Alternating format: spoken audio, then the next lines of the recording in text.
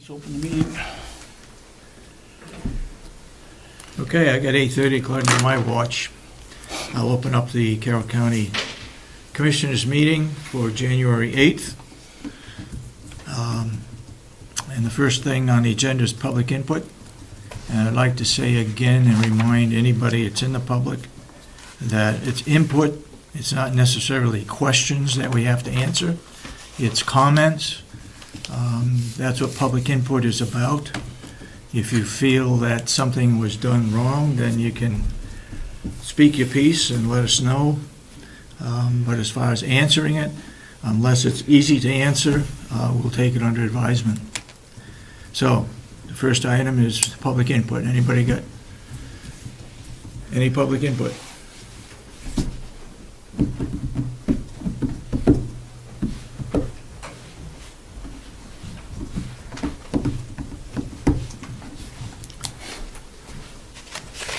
Morning, Asha. Want to do last week's minutes? Seeing no public input, we'll do last week's minutes. And I have some corrections. I left mine downstairs. I just have a comment. The meeting was posted yesterday, 10 a.m., so it doesn't meet the criteria. What meeting? The agenda here. Oh, The agenda was posted 10 a.m. yep. and we started 8:30. It doesn't meet the criteria of 24 hours posting of a meeting.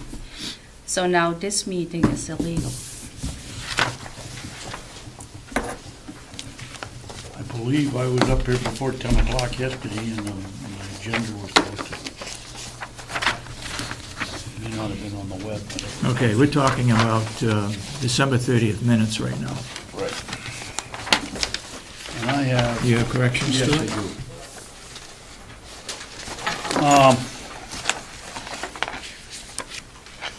I don't know how we want to do this, but on page 2, where it says jail telephone contract, on the 4th paragraph, PUC establishes the rates charged to the inmates. Yep. The PUC has nothing to do with it. It doesn't, and I'm trying to say, the PUC does not regulate this industry. If in, I can't even read my own writing, the notes that I made.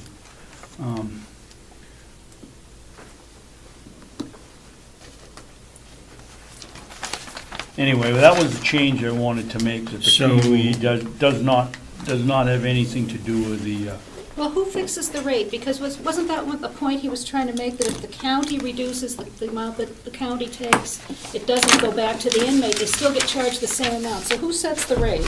well, that's what happened, Michelle. I was told that it was the PUC, so I called the PUC, and they said, we have absolutely nothing to do with it. Oh, okay. Referred me to administrative services at the state, because they issue the contract for the state telephone for the penal system.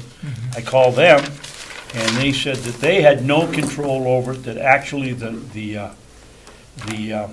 county can set its own rates for whatever they want. Okay, well, maybe the statement should be that the superintendent believes that the PUC sets the rate, and that's why he's taking the approach that he is, because, for the pricing, right? If you can actually set the rate, then the PUC doesn't.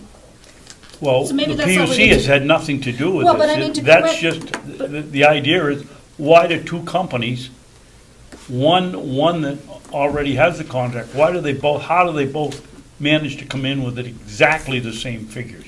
Well, but the statement at the meeting was that he made the statement, but it's incorrect, so I think we still need to reflect Yes, that he did made- say Yeah, that so- there was a PUC. So that's Assistant Superintendent Henry, right? Yep. And I would just like to correct it that the PUC doesn't have anything, I told him, doesn't have anything to do with it. Is it possible to cross out established and put in there that the PUC does not set the rates charged to the inmates? So how about just adding no, PUC or does not establish the rates charged to the inmates? That's Well, what I said. I think we can amend it to say that you later found out that that's not true, but I think we still have to reflect what he said, right? Okay. Yep. So let's see. All right, Assistant in today's minutes, under the correction of the minutes, been put in there that Superintendent we Henry said. found out that it does not set. And put a note next to that paragraph. Okay, so at the end it says Commissioner Babson drew a distinction between charging inmates money for phone calls and using that money as a revenue stream, and subsequently determined that the county can indeed set its own rates? Is that right? No, I don't think we want to say that. And subsequently learned that the PUC does not set the rate. Just leave it that the PUC doesn't. Does not Okay. set the rates. Yeah. Okay, what else you got? Hang on And a second, hang on. I'm not sure that my statement that the distinction between the inmate money and using the money as revenue is exactly what I said. I think I said I oppose using it as a revenue stream. I think I made that pretty clear in the Charging discussion. inmates money for phone calls and Charging. opposing? Well, the distinction is between charging them some amount, A, and B, using the money as a revenue Right. stream. Yeah. Why don't, after and put opposed using that money as a revenue stream? Okay. Okay, wait a minute. Yeah, Yeah, I have to that- change the that's front end more- of the sentence then, because there's no distinction. Now, wait a minute now. Drew a Senator distinction Babson. between charging inmates money for Okay. phone calls and Was not oppose opposed, using, okay. and oppose using that money as a revenue stream. Right. Okay, what else you got? Next Wait a minute now, paragraph. hang on, you're ahead of Yeah. me. It does not set the rate. Okay, go ahead. Go ahead. The next paragraph, the current budget includes the estimated $20,000 that would be generated by a new phone system. Boy, I gotta write bigger. By a, the heck was that word I put in? I changed to something else. Current budget includes estimate that would generated by Well, the new phone system. Okay. That's what it was. well, And I took out without a contract, the budget will be short. Okay, So it ends by the new phone system, period. okay. but that 20,000 is what's based on previous years, Yes. estimated 20,000. It's, do we know, did he say that it would be generated by the new phone system? That's what we were talking about, 20,000 that was estimated being generated this past year. And the new system is, they contend that the new system will also generate. In fact, that's Also what generate? we budgeted 20,000. Yeah, okay. All right, we'll just leave it then. And I think, one other.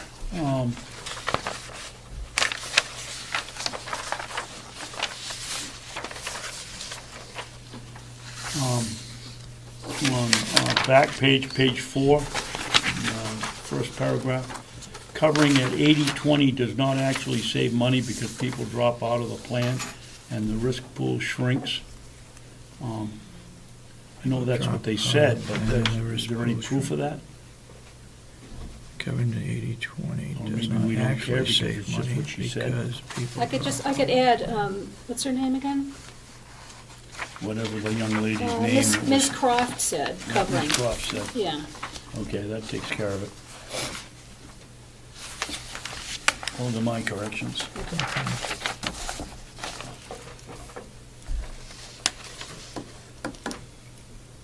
Do you have any corrections, Ashley? I had, I believe I had a couple questions. It's left out, but it's okay. I think it were just questions about a discussion about dental and I think the contract with Jason Henry. Discussion But about it's what, David? okay. It I is don't know. not in, that's fine. I will not add it to. You're all set with the minutes? Yeah, I just leave it this way. Do I hear a motion to approve them as corrected? I'll make a motion, we approve the minutes of December 30th? 30th. I'll second the motion. All those in support of the motion To accept the minutes of December 30th, say aye. Aye. Aye. Hey. Unanimous, 3-0. Okay.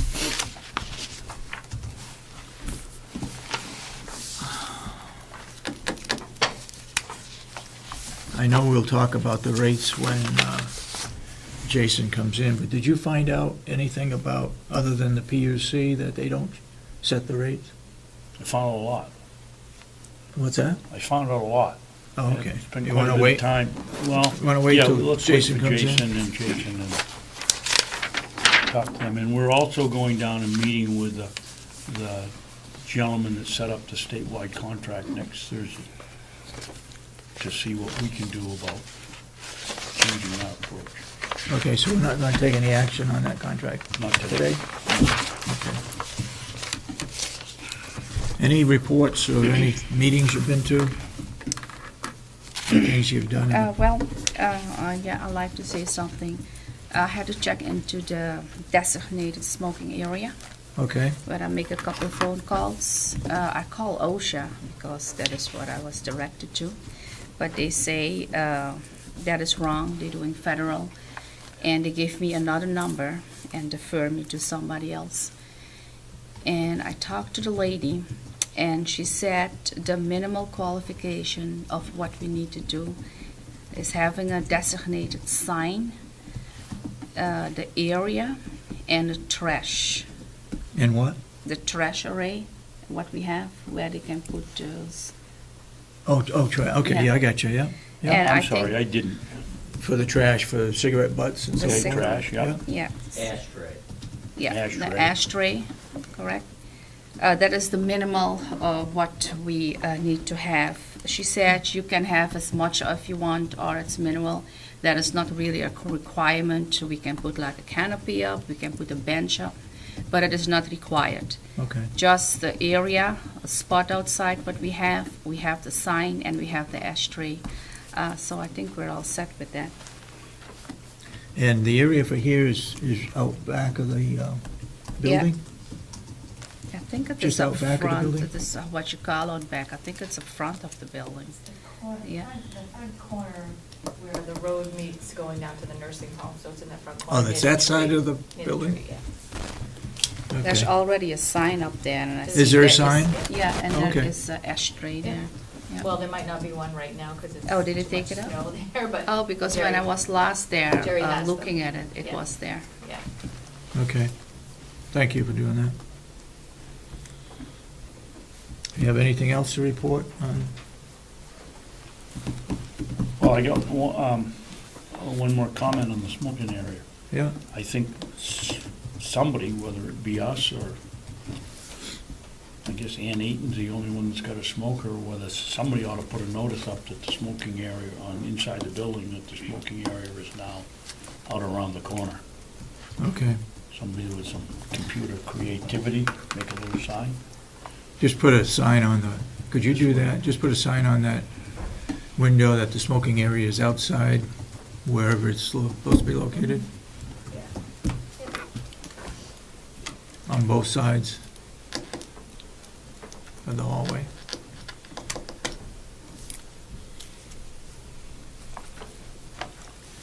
Okay, Thank you for doing that, Ash. Yep.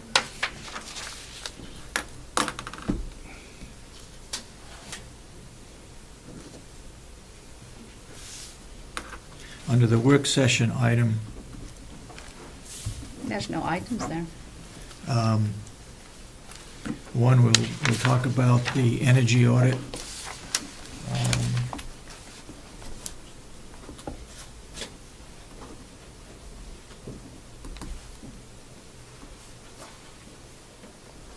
As to what we want to do with that. It's EEI, right? Yeah. E and E. Oh, E? Huh. It's I got EEI two. is the one. EEI, yep.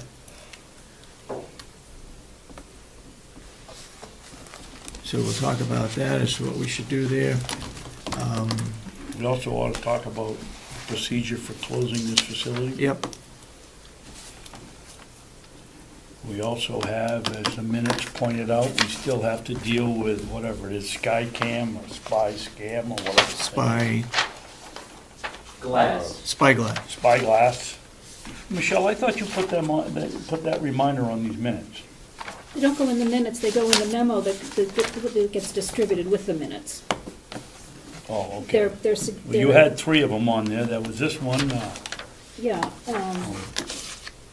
Spyglass, the phone contract, I think, is on there, and the follow-up for the reconsideration.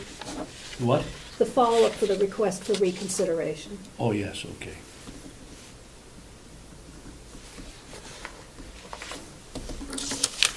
That more or less would be non-public, I would think. Yeah. Reconsideration.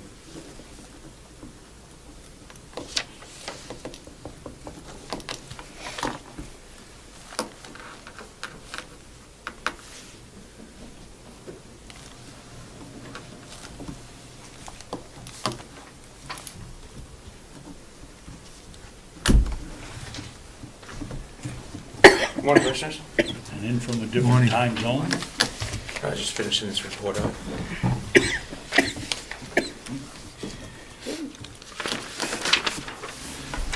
It's the population. Okay, on the work session, I got the energy, I got the closing of the facility, Spyglass, phone contract, mission statement, personnel policy, notebook, personnel policy book. Okay. Morning, Jason. Good morning. Go ahead, you're on. Population this morning, we had 50 in-house, 3 out on the monitor, 7 transfers, 0 weekenders, 0 out on pretrial release, total population of 60. 60? 60, yes, sir. Took in 13 offenders last week, 11 repeaters, and released 14 of them. We have hired 3 new officers. They started this past Monday, and they were currently in their orientation training. We have possibly 4 attending the next Corrections Academy, scheduled to begin next month. Any of the new hires already have their certificate? No, No. nobody came to us They're fresh. previously certified. Okay. Yes, sir. Yesterday, we had the opportunity to go up to Grafton County with Rob from the food service and the nursing home. We had a great visit, saw how they do their operations up there, Mhm. and how they incorporate a lot of their products that they grow out on their farm to help reduce their meal costs. One of the things that we took away from it is that, like in the springtime, what happens is their food service supervisor, it's a support service sergeant, sits down with their farm manager and UNH Cooperative Extension, and they kind of work together to develop the types of products that they want to grow out on the farm that the kitchen can use. And they have like a I'll call it a multidisciplinary meeting, and they work through and set all that stuff up, and that's the stuff that they grow. They're going to do one, I think, in potentially March. So I'd like to go back up with Rob and potentially Will and sit in on that meeting and see how they set that stuff up and see if we can emulate that type of stuff here, which I think would be a really great idea. What kind of a facility do they use for processing or just processing? The kitchen. They right in their kitchen. The nursing home kitchen or the jail kitchen? In the jail kitchen. Jail Yeah. kitchen. Their jail kitchen up there is just immaculate. They Looks have- like a hotel. Yeah, they got everything that they possibly need in that facility. So they do all the meals for their inmates? Right Yeah, there? the nursing home provides meals for just the nursing home residents, and then the jail, the offenders in there do all the meals for For the the jail. Department of Corrections. Hmm. Yeah.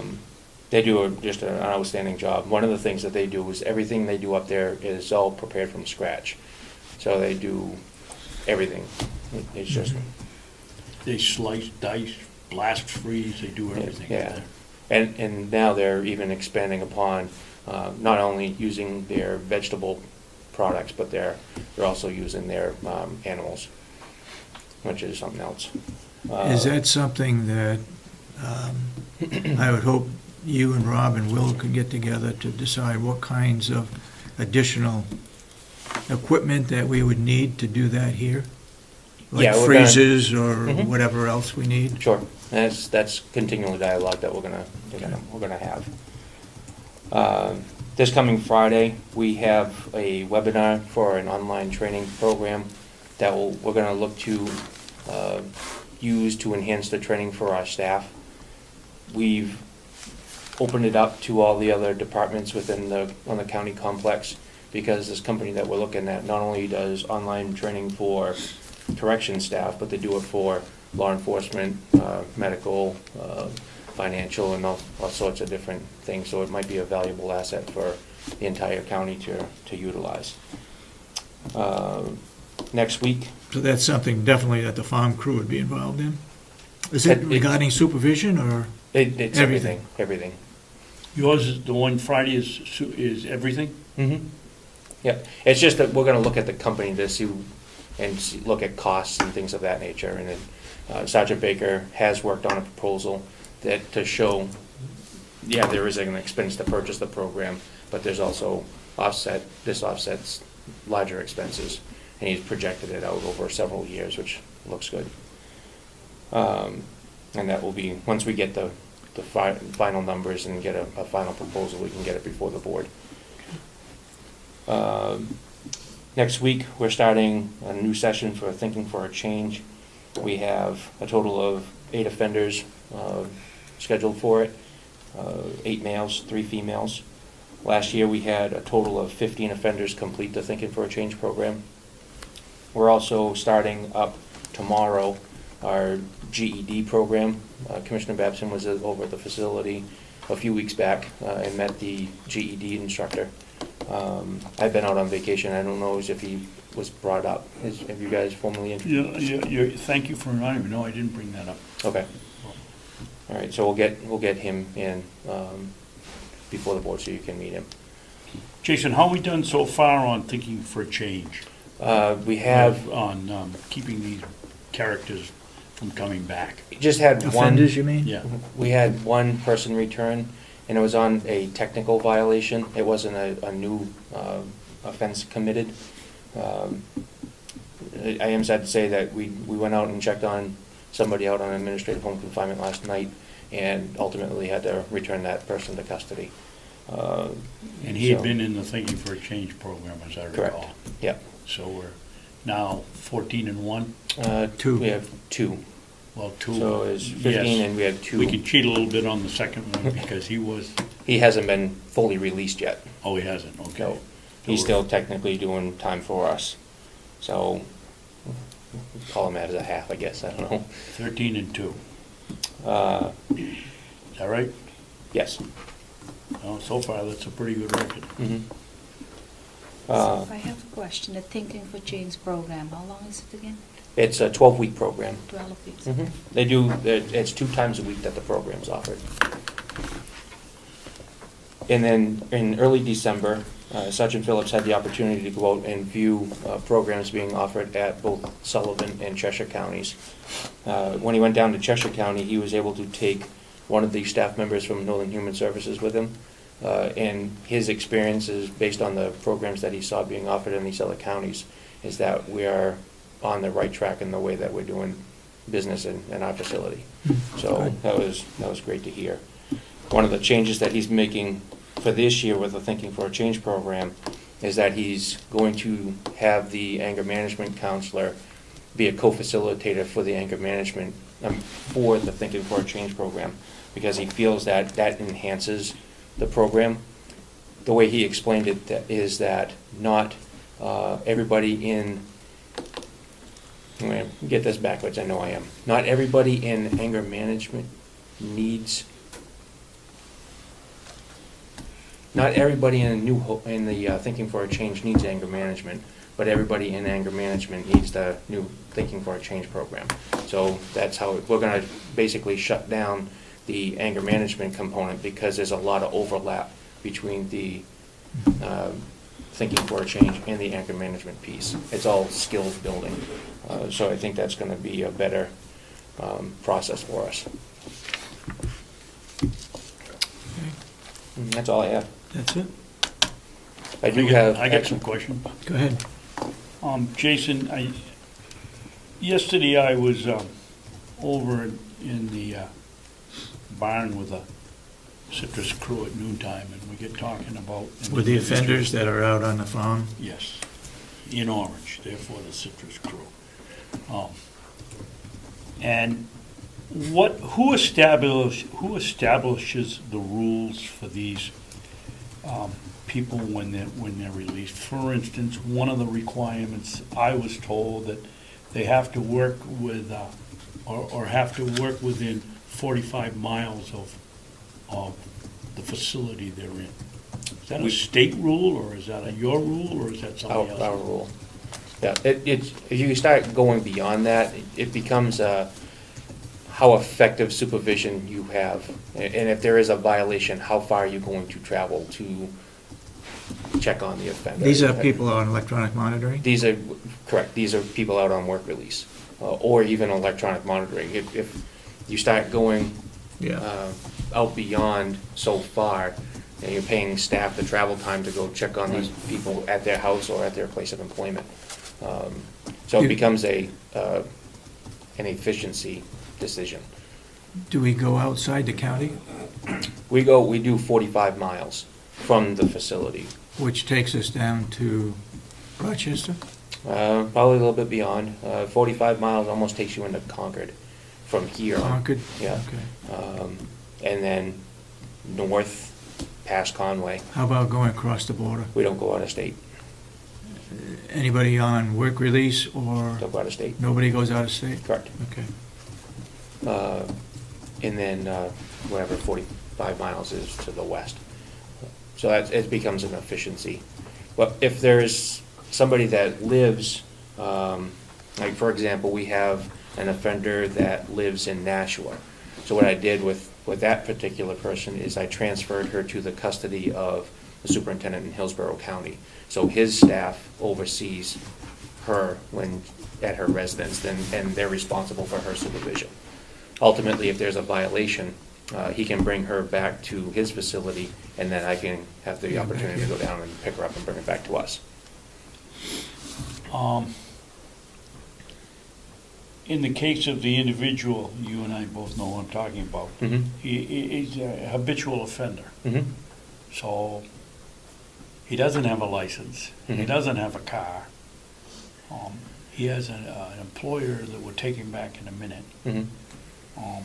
And because of the fact that he can't find someone to drive him back and forth from where he lives, let's hypothetically say Rochester, Mm-hmm. he's chosen to stay here, which costs us $100 a day. Mm-hmm.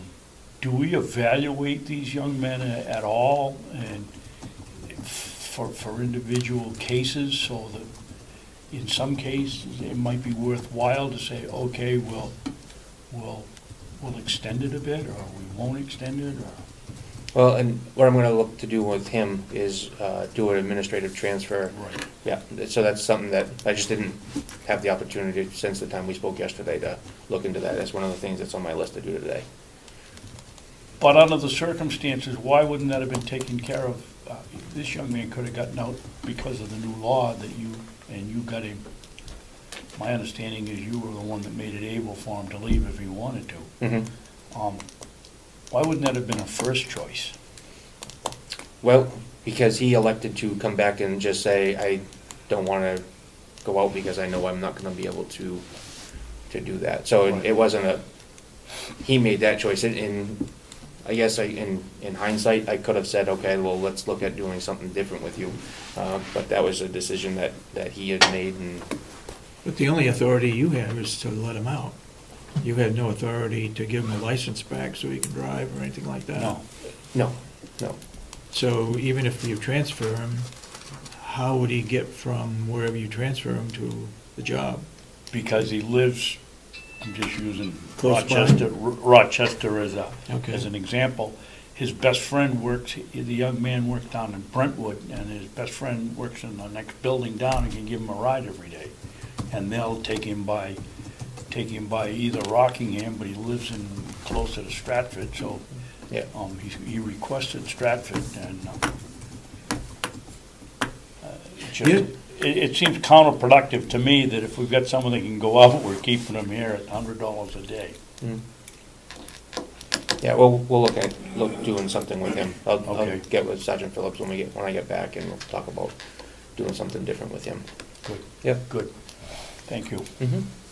The other thing that I wanted to discuss is that it was brought up at our superintendent's affiliate meeting that some of the other counties are having some issues with state prison sentences, that there are violations, and then the offender is sent to the local Department of Corrections because of a violation of probation, to serve a portion of their prison sentence. So we're trying to set up a meeting with Judge Nadu, because there's some legislation that's being introduced to specifically state that if it's a state prison sentence and there is a violation, that the offender is sentenced to the state prison and does the violation time in the state prison rather than the local county facility. So when Because they it's come back to the county as it stands right now, who is responsible for them? Is the state still responsible for them? Nope, us. Can we refuse taking them? Nope, you have a court order saying that the person's remanded to your custody, as it stands right now.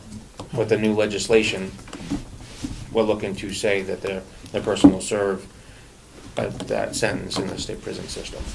So we're trying to schedule a meeting with Judge Nadu to explain our views and things of that nature. So I that's just some think it stuff brings that- up two questions, or three questions, Jason. First of all, when you go pick up, or somebody picks up this offender, Mhm. and they come here, if they change the law that they go to the state prison, is it gonna be a question of whether they sit over here for 3 or 4 weeks and wait for some kind of a court order before they can be taken down to the state prison under the new legislation? Or is it don't pass go and go straight back to jail? I think once a conviction happens, then it would be just like what happens right now, is that, say somebody goes to the Superior Court and is convicted and is sentenced to the state prison, then the sheriff's deputies transport that person directly to the prison. They Okay, don't- now you're saying though that he gets out, gets Mhm. on parole, or she does, and there's an infraction. Yep. And they're coming, as you've told me, they're coming back here, and we're now assuming the cost of that individual Mhm. while we wait. I'm asking, do you know if the new legislation that's coming before the House, will that eliminate any holding time after they come back here, or can we just, No, like it would- Monopoly, go it- past go and go straight back to jail, so we're not even picking up a day's worth of cost on these people? No, it would continue, as I understand it, if there's a violation and there is a bail set, for example, for compensation purposes, there's a $5,000 cash bail. So that person would be in our custody, held on $5,000 cash bail until either they get posted, that bail, or they get sentenced. So we would assume all those costs, just like we do now. The change in the law would be that if there's a conviction for that violation, that person would be then sentenced to the state prison and would go to the state prison, not sentenced to the jail for 6 months, a While year, he's whatever. still theoretically on a jail sentence to the state prison? Correct. Whether he's out on parole or whatever? Right. Yep. Is there anything in there that the counties recoup any of their costs if it's a individual that's already been convicted, out on parole, now commits another crime, and comes back here and we gotta hold him for another 60 days before he goes to court and we pay for him? On a parole, it's a little bit of a different situation. The law is that the parolee is taken to the local, or the closest county facility, and then there's an administrative hearing that the probation officer has. It's almost like a disciplinary hearing, and then if there's a determination that the person has in fact violated the conditions of the parole, then they're sent back to the state prison for a parole violation hearing. Now, what's the time I'm framing here? between Just a the- couple of days on Oh, that so specific. it isn't 4 weeks or 8 weeks, or Correct, it's pretty quick? correct, Okay. yep. Under the current law, what's going on in Hillsborough has this as a running track. The current law is that anybody sentenced to a year does their time in a county facility. If you're sentenced to, say, consecutive year, technically, that time should be served in the state prison under the current law, or the state prison should be billed for those housing costs. Well, the prison is not accepting the folks, and they're not paying their bill. The state's not paying their bill. Hillsborough County, I know specifically, sends them a bill every month, and they don't pay it. So they just keep racking the I charges thought the up. current law, unless it was changed, I thought we would hold that offender, if it's 2 consecutive 1-year sentence, Mhm. then we would hold them here for the 2 years. But That's what I that thought, changed? too. Oh, that's been changed for a while, but we don't sentence the person down there because they don't take them. And they won't pay a bill if we tried to bill them either. So you're we- telling us if they're sentenced to 2 consecutive 1-year terms, Mhm. that, and by law, they're supposed to go to the state prison, you're Mhm. telling us they won't take them down there and they won't accept a bill? That's the way it's been told to me, yeah. Yep. Have we been in that situation? We have. I've never sent anybody down there. I just do the 2 years at the jail. That's what we do. I don't Is send them that, down because is that something that the judge does? what's that? The, If he sentences them to 2 consecutive 1-year terms in Carroll County House of Corrections? yes, He that's, yeah. says that? Yep. It's, So then we do keep them for 2 years at our facility and don't right, send them to the state. right. So it's up to the judge. Mhm. The judge could say that you spend 1 year at the county and then your second year is at the state prison? I don't know. Could the judge say that? I mean, who says that, is there a state law that says we can only hold them for 1 year? Well, there's a, yes.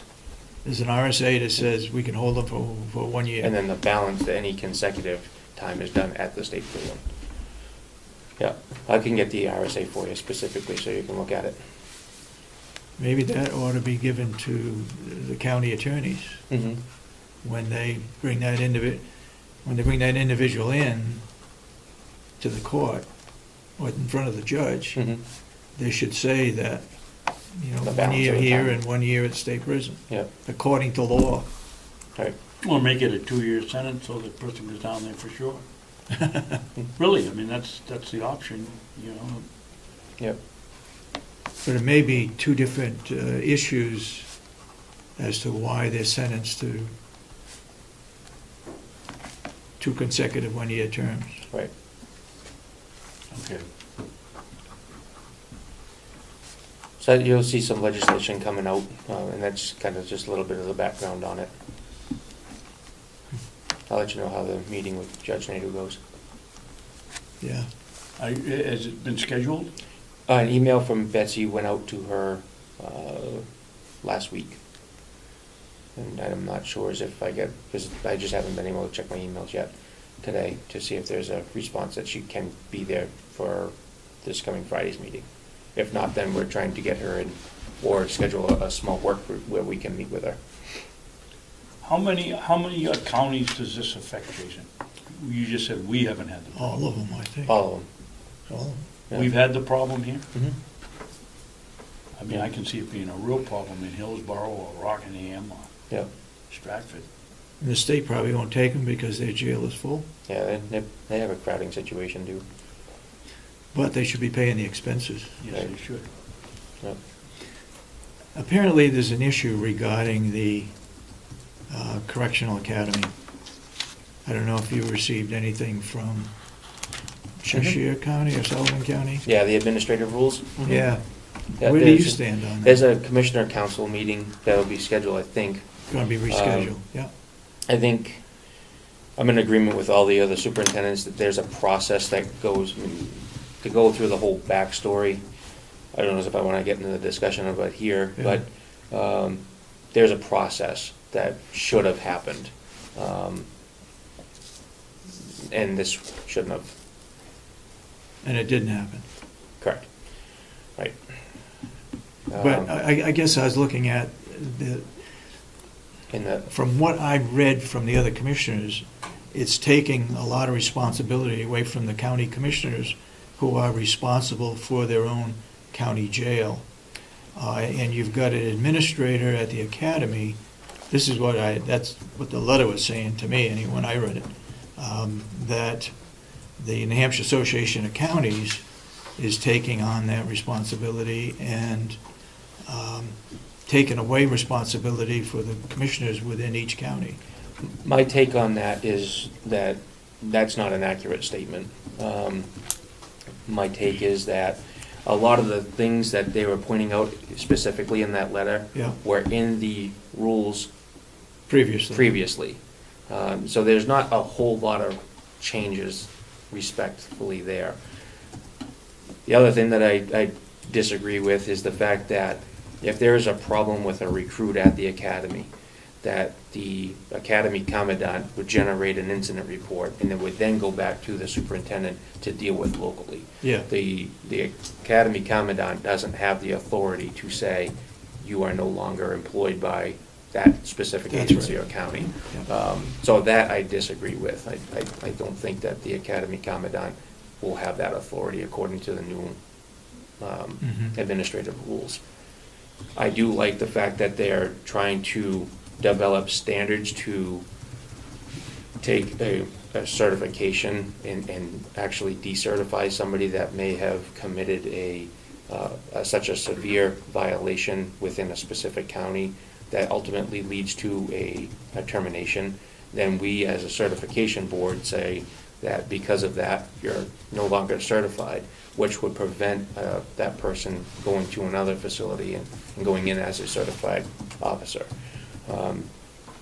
So I like the fact that we're trying to strengthen those rules with that respect and bring standards across the board.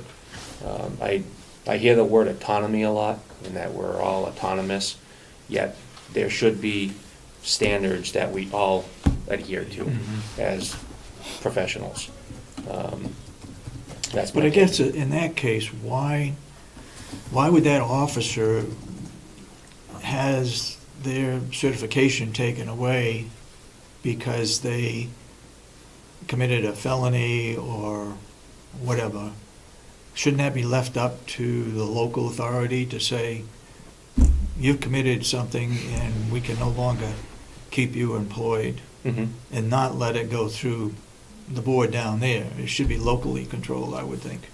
With respects to that, yes. I mean, how can you take away, somebody goes to college and gets a BS degree, Mhm. how can you take that away from somebody? Well, You know, you can punish him by not employing him, but the Yep. degree stands, no matter where they go or what they do. Well, what happens if one county says, okay, we're gonna take away your certification, and another one says you've been a pretty good officer for the last 10 years, and this, this is kind of a bad offense, but we're gonna give you a second chance. So now you have two different standards. You have the officer now goes to the other county and says, I'm certified. And yet, That other county can then, well, you're right.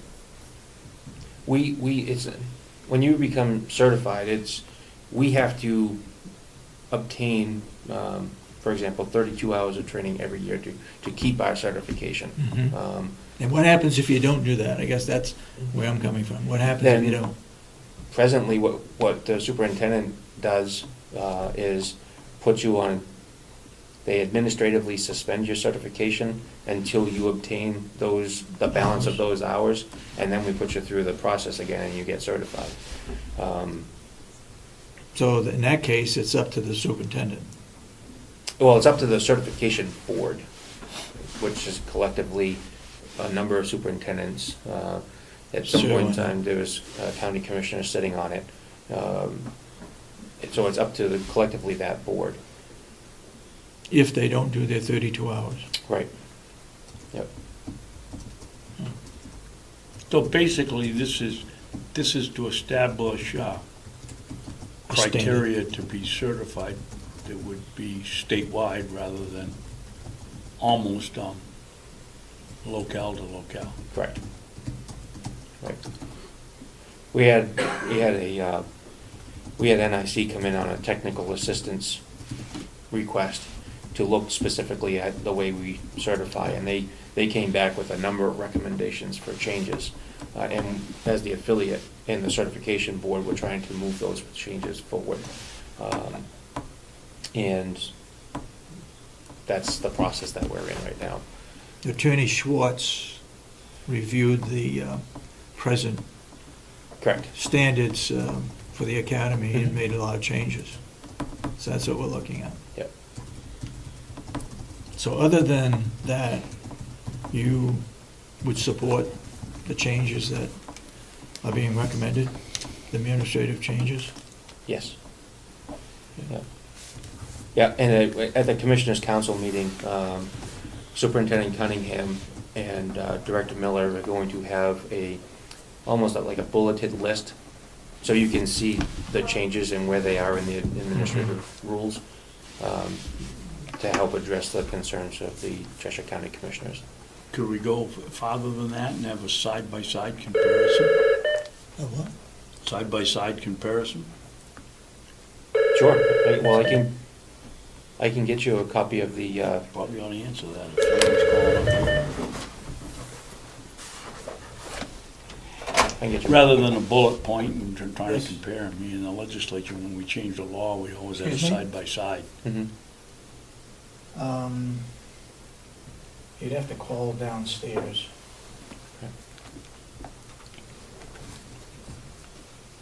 Or try 2528, 539-2528. Okay? Thank you.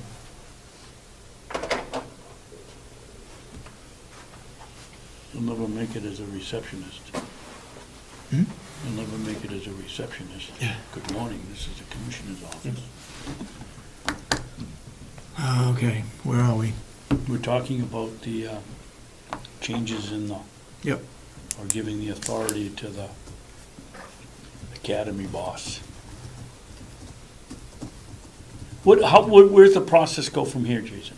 Goes to the Commissioners' Council to either accept or approve it or disapprove it. And Go also, back for further revisions. and then it goes to the executive committee, correct? Yeah, Is the council, Dave, pardon my ignorance, but is the council, all of us all the commissioners. commissioners, or is that the executive board? Commissioners. Executive board is the limited one, the council is all of us. It goes, right.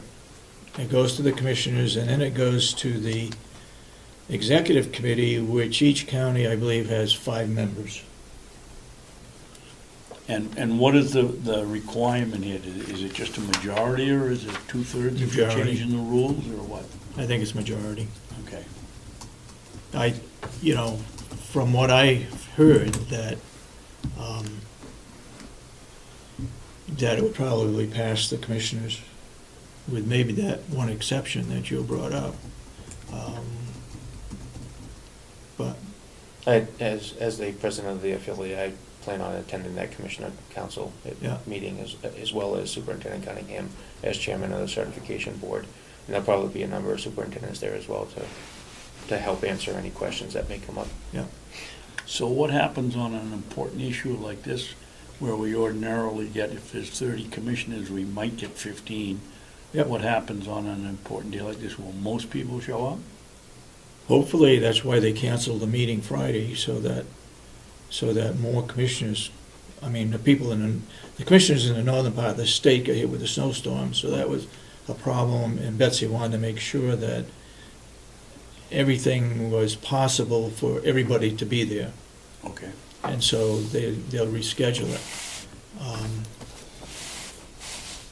And that would be held by, or led by George McGlarris out of Stratford County, who's chairman of the Commissioners' Council. Okay. Okay. Anything else? Any other questions? Okay, thank you, Jason. Thank you. Wait a minute, before you go, You have questions about the telephone? yeah, regarding the telephone, Mm-hmm. Commissioner Babson, maybe before you came in, wants to hold it over for another week, Yes, we're scheduled to go down to Concord next Thursday. next Thursday, Next Thursday, not tomorrow. correct. So we're going down the 16th at 9 o'clock. So then it'll be held over for 2 weeks, or subject to approval next week, what you find out on Thursday? Until we get out and talk to the gentleman that set the contract up statewide, that may give us some ideas on what this, because as I said before, I'm not voting for it the way it is. Okay. Okay, You still could vote for it, be 2-1 probably, but I'm not voting for it. okay. I think I know where you stand. Thank you, Okay. Jason. You're welcome, thank you. Okay, Howie.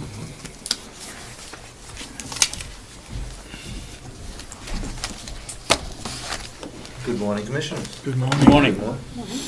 We didn't miss a breakfast this morning, did we? No, you did not.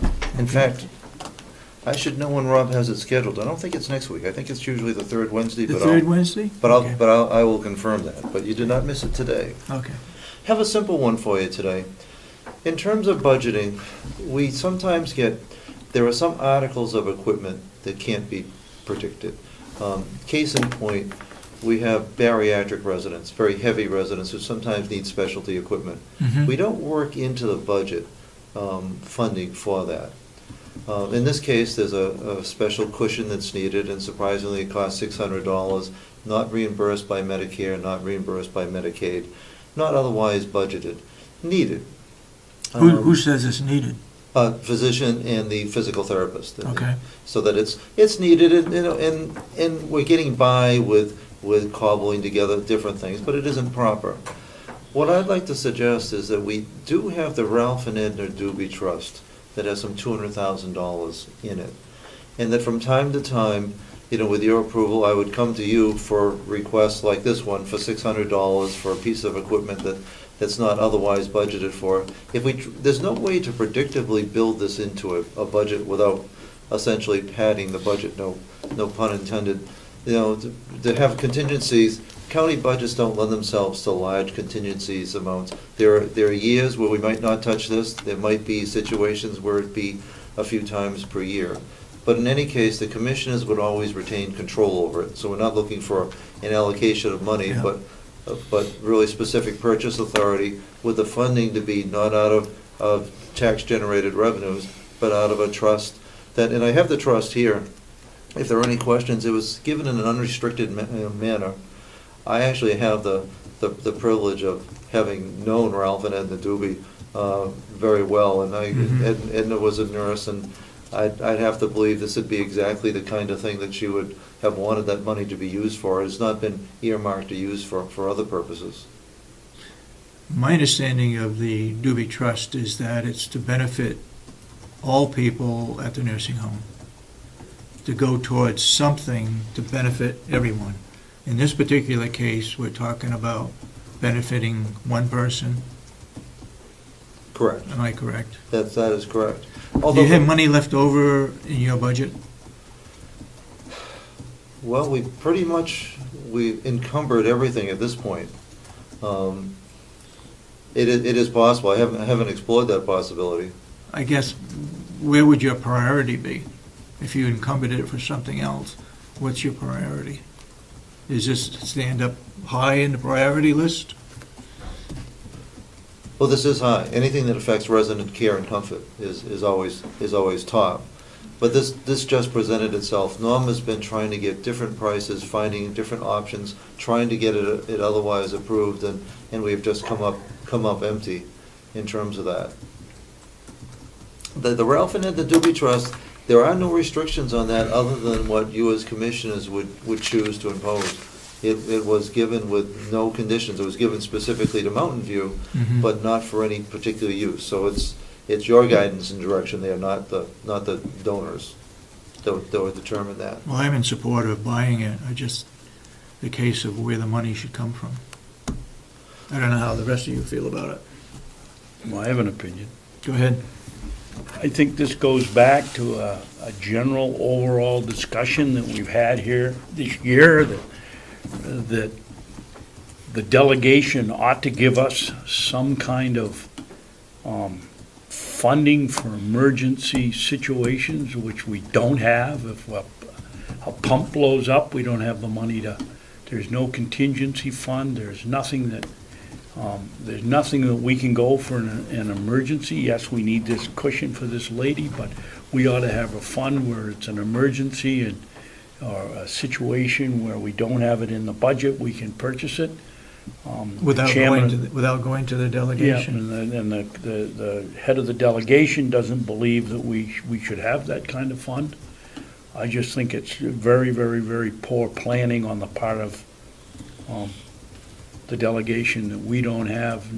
This is a small one, but how many pumps have we seen gone at the water system, at the sewer system? How many fans, furnaces? And there's nothing budgeted anywhere in our system to cover these emergencies, and we really should have it. Yes, buy it, but, we ought to have a $1,000 fund or just for medical, small medical requirements that aren't in the budget. They shouldn't be budgeting and then tell us to look around find money in another line item that we're not gonna use. That's not the way to do it. Case in point, when you build a building, when you built that building, there was a 10% contingency. Contractors, architects all realize there are going to be things that are unforeseen that you need to be able to plan for. Now, you didn't use that 10% contingency, but it was there if unexpected things happened, unexpected ledge, unexpected things that could not have been otherwise anticipated. Or changes that we as the customer decide we want in the building process that weren't figured in the bid. But doesn't obligate you to spend it.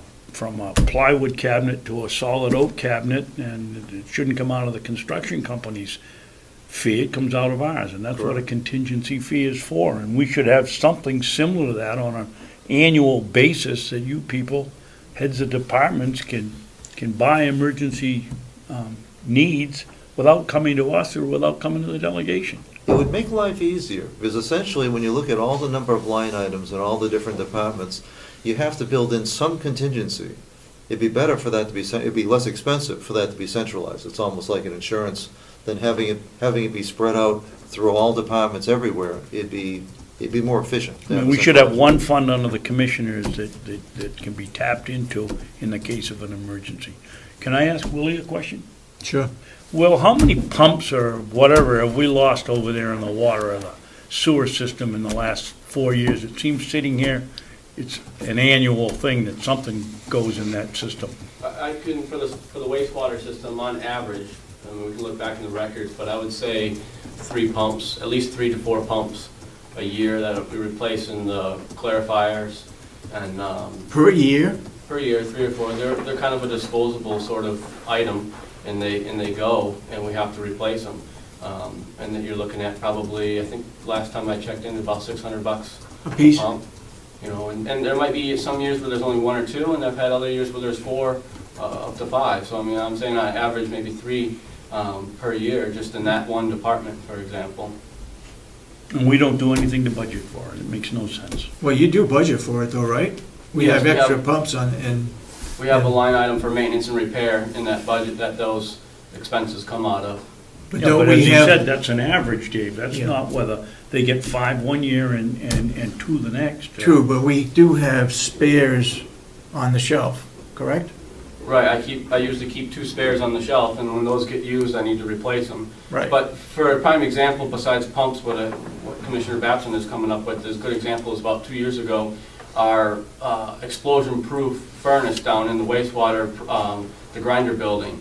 That it's been there 10 years or whatever. It's not expected that it's going to blow out. All of a sudden it blows out, and we're trying to find, I believe that was close to $8,000 to replace that, And I can't budget for that and come up for that and look in a crystal ball. So I think that's a good example of what Commissioner Babson's talking about, is things of that nature for this type of a fund. I totally agree with Howie. I think it would be great if the commissioners could have something so individual department heads come up with an emergency to do that. I think it's a good idea. Towns do it for fire equipment replacement, police cruiser, capital reserve fund. Expenditures, or reserve fund, right. Problem with that is, Howie, the delegation has to okay the expense from a capital reserve. So if you've got a pump that goes down, or a boiler that blew up, or a grinder, whatever it was, you either have to call an emergency meeting, and then the cost of everybody driving in here, then when they get here, oh yeah, you know, you can't run this thing without the grinder, and so they vote yes. It's a shame we can't do it electronically or have a fund to minimize the cost when you have one of these situations. I guess to me, there's a possibility that, yes, we'd have to go to the delegation. Whether there's money in the capital reserve or not, there is a surplus fund, and that surplus that's in there is for emergencies, so they can approve it. You know, to me, you were a delegation member, and probably would act differently now that you're a commissioner, but Certainly would. But if something like that happened and it shut down our sewer system, I think the three of us could get on the phone and say, yes, we approve spending the 8,000 or whatever it happens to be, because it's an emergency, and if it shuts down the whole complex, we have to do something. And I think where we take on that responsibility, we say, go ahead and buy it. We'd have to go to the delegation when they meet and say, look, we had this emergency that came up, we had to spend it, and we want your approval as to where the money comes from. I think that's our responsibility to do that kind of a thing. A variation. Getting off the subject, Well, maybe. a variation on that I've seen work effectively is sometimes the delegation will have an executive committee, and sometimes they can authorize the commissioners to have a spending limit, $10,000, that's essentially discretionary, reportable after the fact, like you're talking, Yeah. in an executive committee, so you'd never have to bring in the entire convention. But in our case, the executive committee is the whole group. They couldn't The just. the delegation and also the executive committee. If you said, leave it up to the three officers, might be different, because then the three, we could contact them and whatever, but, But the delegation as a whole is the Yeah. executive committee. They are, You get down to Manchester, where Manchester has 125, Killsborough County has 125 representatives. They operate with a smaller executive council. We're so small that we are both. having the officers be able to make those exceptions. That would be- Would be a help. yeah. But in this particular case, if there is not funding that we can encumber from 2013, would it be allowed to look to the Ralph and Edna Doobie Fund for this approximately $600 expense? I would make a motion that we purchase the pad, Seating pad, the what? the seat pad. Seat pad, okay, out of the Doobie Trust Fund. Do I hear a second? Second. Motion made and second. Any further comments? Yes. Go ahead. I will vote against it, not because I'm voting against buying this pad, but I would like to see how we go over and see if we've got any funds left over that we can take it legitimately out of any surplus or leftover budget that we have. And then if we can't find the money, then I would vote in favor of the Doobie Fund paying for it. Okay, I will, if the seconder would agree, I'd add that to the motion, that first we look at whatever money is left over to purchase it, and then if there's not, then we go to the Doobie Trust Fund for the $600. Do you agree with that, Asha, Commissioner? That's fine. Yeah. That's fair. Okay. As long as they look hard. Well, I'm serious, as long as you make an attempt to do it the correct way rather than taking it out of the fund. Well, we're still waiting for some figures that are falling from 2013, but I think now we're in a position of knowing exactly where we are, so we'll know if there are any appropriate funds that can be applied. Okay. All those, go You ahead. want to Further ask one more comment? question? Yeah, well, what in the world kind of cushion is this that costs $600? Well, when you weigh 450 pounds, it ends up being a very important gel type of cushion. What it does is relieve the potential for creating decubitus ulcer, essentially a bed sore. And it ends up being. Is it bed length, Howie? Oh, no, this is actually for a wheelchair. And it's very high tech, and that ends up being the problem as we get into more and more specialty type of situations. They sometimes require very, very specialized. Now, we've tried everything up to this point. And why doesn't Medicaid cover it? Well, that's a good question. Medicaid is not, they have not really embraced the whole specialty need of bariatric care. So there are some things that just literally fall between the cracks. And they're doing it because they don't want to expand their budget. Has Paul called and asked, said will they cover it? Paula and Norma both are exploring all options. Also working with Genesis in our rehab therapy, they have access to reimbursement. So we always explore third-party reimbursement for any item first. But there are some things that are not deemed to be medical necessities, even though they functionally are. For some individuals, they can't get around without such protection. Is this a piece that is reusable? It is. So this would be my next question. So this would be something that we would be able to keep, and it has a pretty long, if it's not abused, long useful life, so that it could serve a number of residents over time. And it fits right in the seat of a wheelchair? Correct. Wow. Any further comments? No. Yes, I have a comment. Mr. Chandler mentioned that there is a 10% contingency fund and that the commissioner never touched it and do anything with it. I just want to say there was a hookup fee taken out from $375,000. Oh, okay, because I know that you finished the project wonderfully under budget. Usually you don't touch contingency until after you've expended all the scheduled funds. Mhm. But it was important that you had it there, because with a construction project or with an annual budget, there are always going to be things that you can't foresee, no matter how well you plan. Well, and that could have been, and certainly a hookup fee, whether that was taken out, it could well have been credited to the contingency fund because it wasn't a line item for it, even though you had much more than $75,000 in surplus or unexpended funds for construction. Ready for the motion? All those in support of the motion say aye. Aye. Aye. Then so voted. And that is all I have for you, unless there are What's questions the, or concerns. are we full house? No, this has been a difficult week. We've lost 2 residents this week. We lost 1 resident last night, another Sunday night.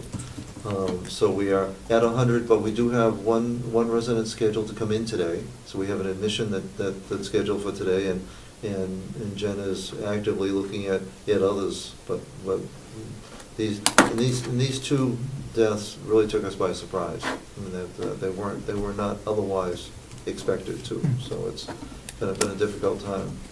And one was extremely popular with everybody. Exactly. I mean, Susan was a sweetheart, and that one's particularly a shame.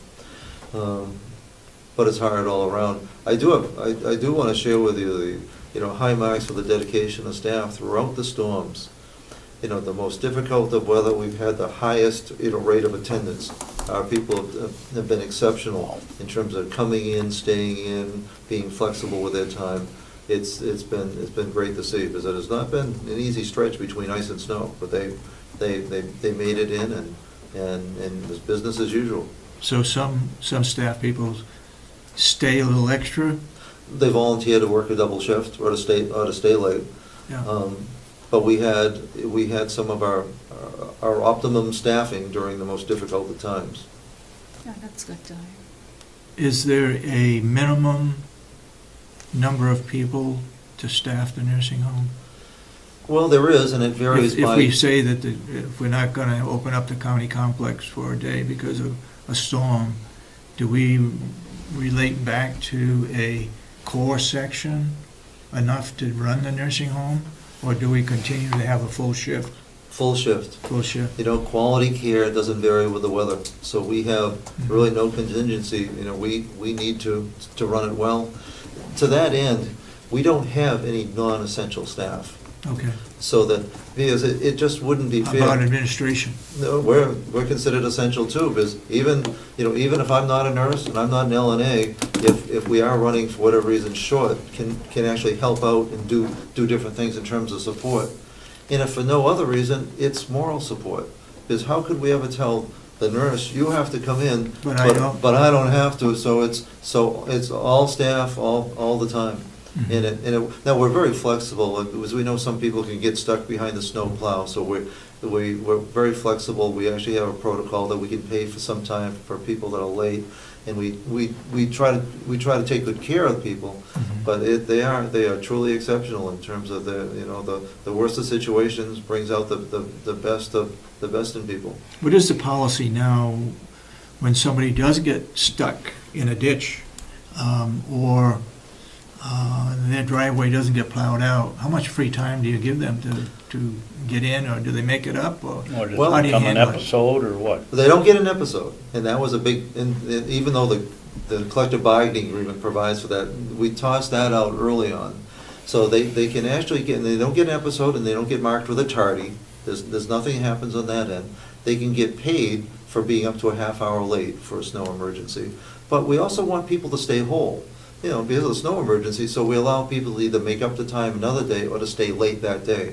We don't want anybody to get a short paycheck because they were doing everything they could possibly do to get into work. Mhm. So they will stay whole, but they'll be working for it. But there is kind of a creep factor. We talked about that with both the union and actually with our own attorney. Looked at all the other county homes, and this was just recently. Mhm. There's only one other county home that does anything close to that, and we modeled that on Cheshire. Most county homes have no provision for paying anybody if they're late. What I didn't want is to have anybody risk that they were going to get tagged with being late or lose money and rush in and have it be You get an dangerous. accident. I don't want people rushing across the parking lot. We don't want people to feel, we appreciate the extra effort they're making. We don't want them to put themselves or others in harm's way to do it. Mhm. And they respect that. It has been a wonderfully respected policy. David, Go ahead. could I make a suggestion? We have Ann Ayton here to discuss closing of the building. We Yep. have Willie here that's in charge of making sure everybody can get around here. Yeah. And Howie, can we bring the three of them up to the table and discuss building closure now? Because it sounds Sure. to me like Howie is onto that policy, and I have some Mhm. thoughts, Okay. and I'm sure you and Asher do. We'll do that after I ask a final question. Okay. We have,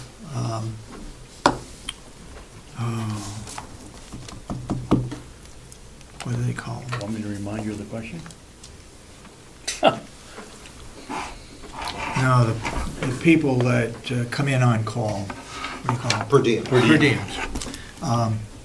Do we have per diems that are here every day? Well, there are per diems every day. They're not the same per diems, but we do have per diems that are working sometimes 3 and 4 shifts a week, which isn't what we ever intended per diems to do. Part of the reason we fall into that is we have, and I'm not sure what the present count is, a disproportionate, inordinate number of people who are out on Family Medical Leave Act.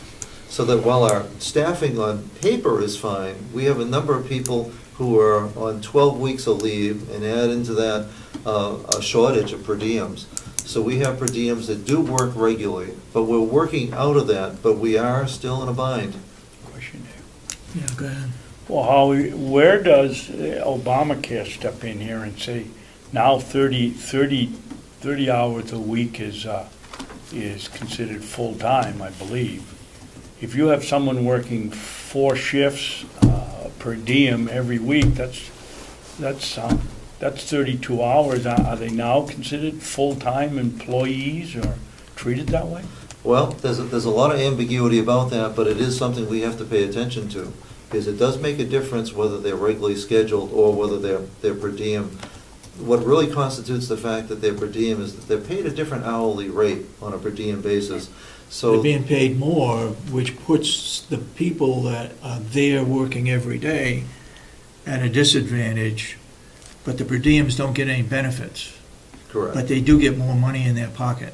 correct. And that's why I was leading up to the question, if we're hiring a per diem, no matter whether it's one person or we have 3 people that are coming in a week, is it the case where we need to hire a full-time person And rather than doing the per diems? And that's just the Per direction. diems are for emergencies when FLMA problem comes up, then you need to bring somebody in. Could I ask a follow-up along with Yes. this? When they don't get the benefits, but do they pay their own social security? Do they pay their own Medicaid, or does the county pay it on top of their per diem rate? Well, we're still responsible for any staff member paying the FICA portion and everything that goes with that, so, and plus the So the plus the answer county's is they're budget. not getting $50 for the day and then having to pay their own benefits out of it. No. They don't get the sick leave and the holidays, but Vacation. we do have to do the bookwork on their FICA and other materials. Exactly. Okay, thank you, David. And no health benefits. Thank you. But we are working towards converting as many as possible to regularly scheduled full-time, and Becky has started that transition, because we need to get out of that, not just because of Obamacare. It's a morale factor, I think, for other employees that are working full-time to see a per diem come in and work 3 or 4 days a week and get a higher pay than the person next to them who's full-time and getting a lower pay. Well, it is, because they see the pay. What they don't see, and what many staff don't know, and what we need to do a better job about explaining, most staff everywhere don't appreciate just how expensive their benefits are. So they see the hourly rate, but they don't see. They don't see it in their pocket. Well, then they don't actually see how much it's actually costing when you add in vacation time, holiday time, all that benefit. It translates into a lot more than what the per diem is getting, but it doesn't feel the same. That's right, and we're going to, this year, one of our goals is to make sure that everybody in their paycheck gets a notice saying, these are your benefits, this is what it amounts to in dollars, so that they exactly know what they're getting and what it's costing the county It's an for their eye-opener. benefits. It's an eye-opener. When you start building in benefit Yeah. time, and plus health insurance, it's huge. Mhm. I mean, it's in most cases, it could be, I'm gonna guess for most of our staff, that's gonna be on the order of almost $4 an hour. UNH uses the figure of 47%. Yeah. And so that would be, that's a little higher than what I'm thinking, but I'm not being conservative. I've always found it to be between $3 and $4. Yeah. And I think we have given the benefit package here, I think it might be closer to 4, but probably not quite as high as the 47%. The point is, it's a substantial amount of money It that they certainly don't is. see in their wallet, They and don't they see don't it. count either. Yeah. Quite frankly, if we were doing this strictly on a financial basis, per diems, even with their premium rate, cost the county less than the full-time person. So but it's the right thing, at some point, it's the right thing to do, and now there are other reasons that we need to do it to stay compliant. Will and Ann come on up to the table here, have a short discussion on how we should handle bad weather conditions and when we call a day that we're closed. I guess we'd be looking for your input. I just want to make a comment on Howie's subject. Go ahead. There's no security in being a per diem. Oh, no, there's absolutely none. No, that's right. You That's- don't have I'm to just, call I'm them. just, Oh, no, They don't have to be on the list. You're right. You have no protection from disciplinary, Anything. you do, you're right. and speaking of the benefits, I did to my staff is gave them a total of what the insurance and their salary comes to. I did this a couple of years ago, because for the most part, they, outside of one employee who doesn't take insurance, they all make more money than I do as a department head, which is kind of foolish. I think probably several years ago now, our health carrier did that, put that all together for us as to what benefits, what dollar benefits goes to the individuals. Okay, all right. Change of subject. We had some bad weather. I was called by 2 different individuals, and the days were bad. And, I feel guilty too when I'm home and I don't have to come to work to listen to them saying that the roads are very icy, very slippery.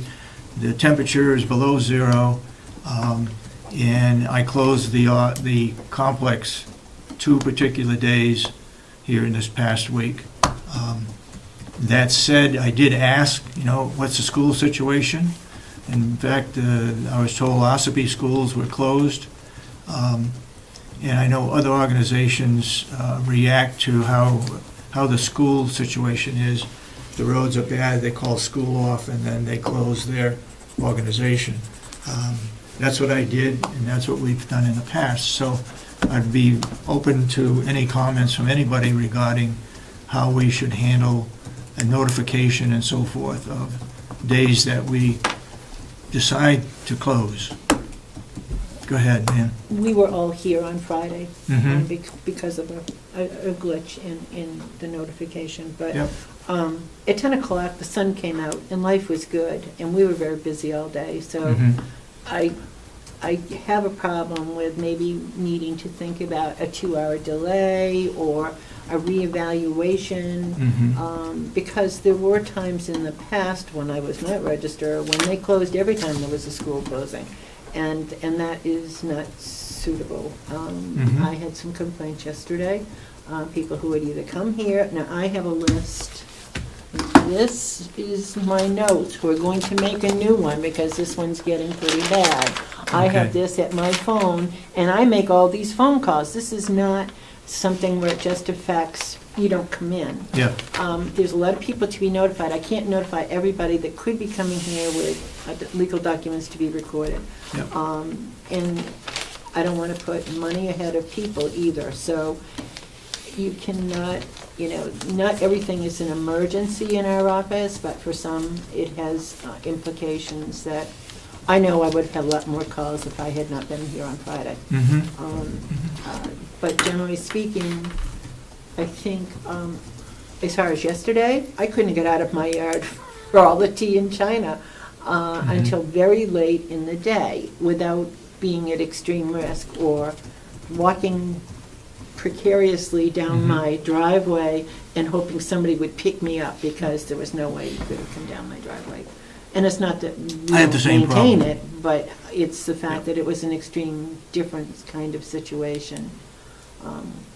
And while the roads, somebody might have thought the roads were good, they were okay yesterday morning, but that was after a lot of rain and the wind drying them out. Yeah. Big difference. So I think each one is different, and I think each department might be handled a little differently. Yeah, I guess, to me, myself, thinking that it's difficult, I think, when one department calls it off and the others have to come to work. I'd rather see it done universal if possible. I don't know. I know there's some, like the nursing home, like the jail, like the communications center, they have to be here.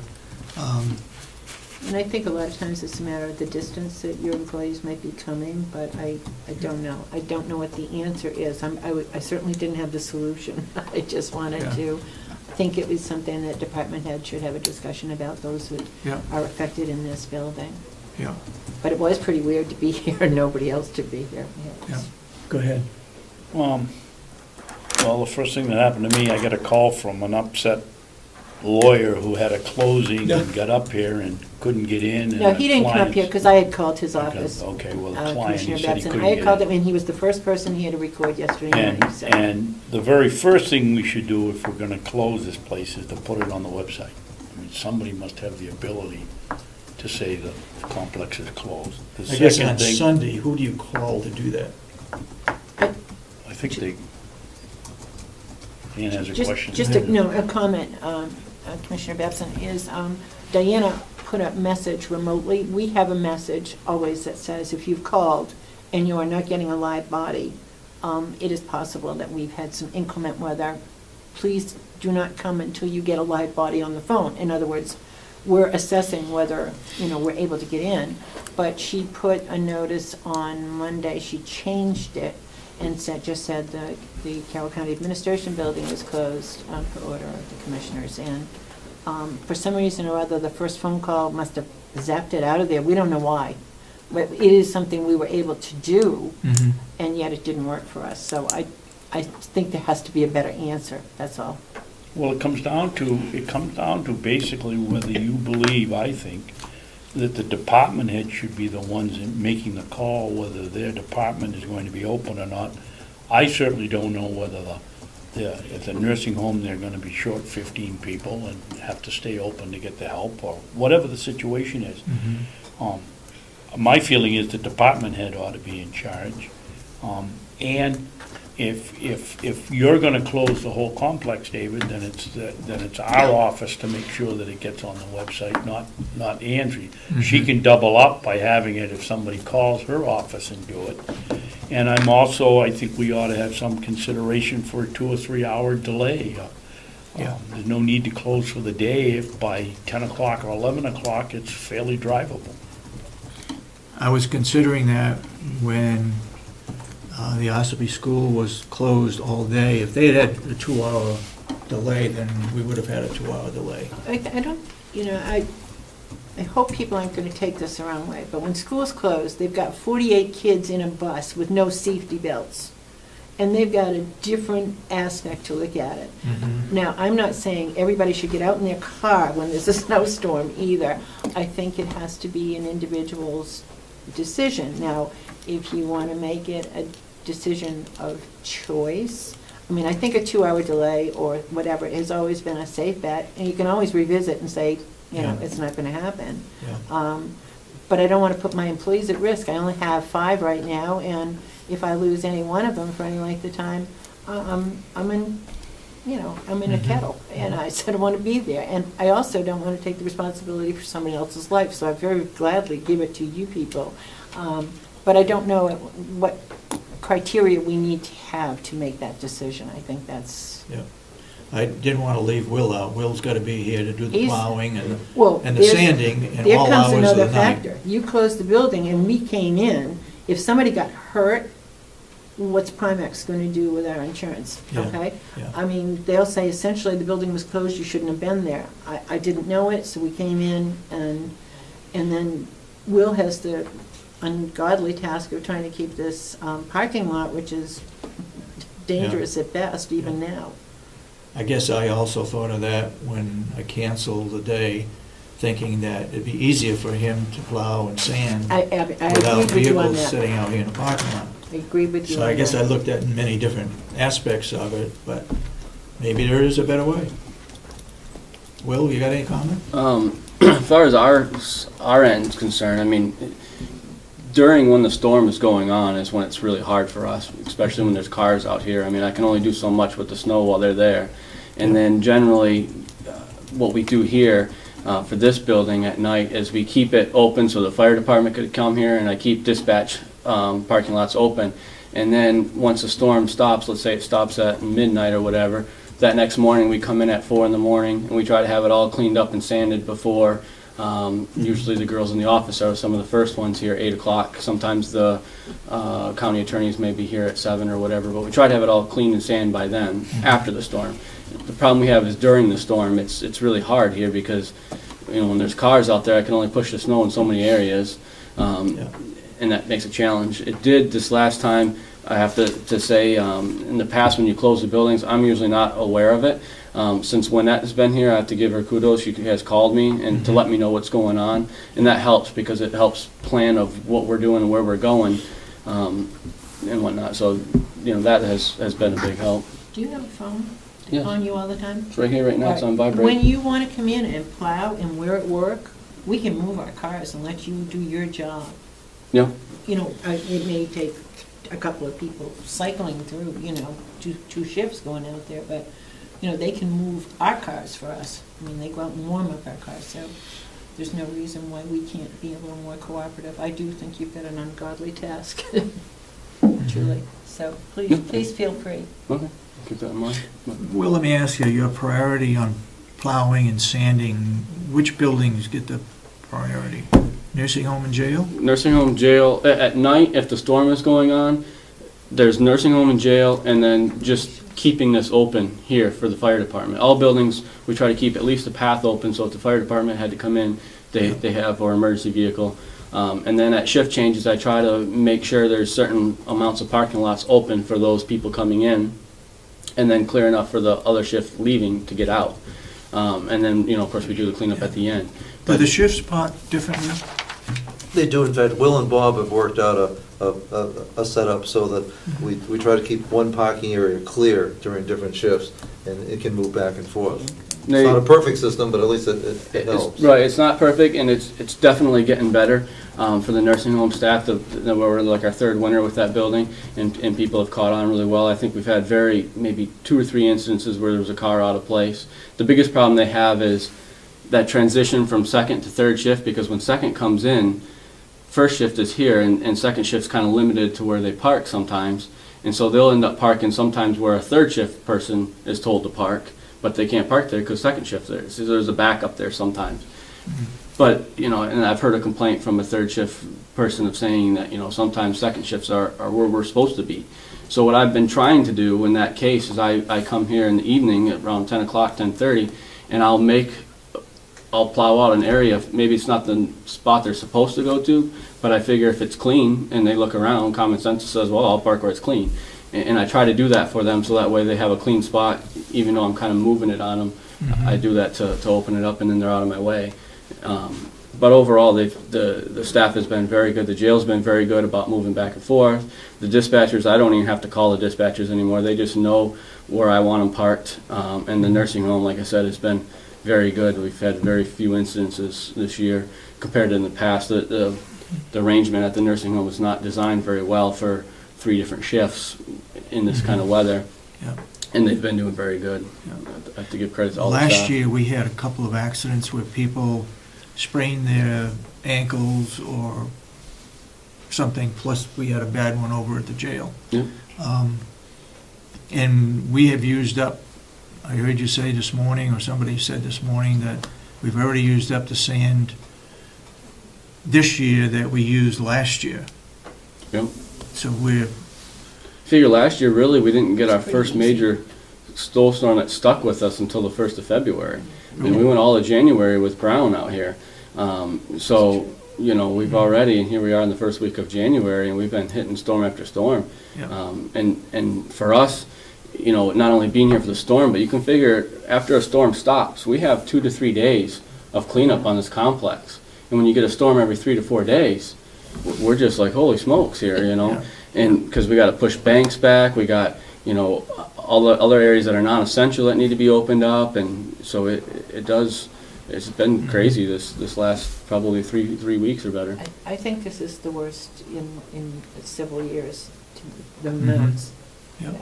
So, you have any recommendations how best to handle closing the facility? Or, I guess one of my big problems is communicating when something is done to everybody.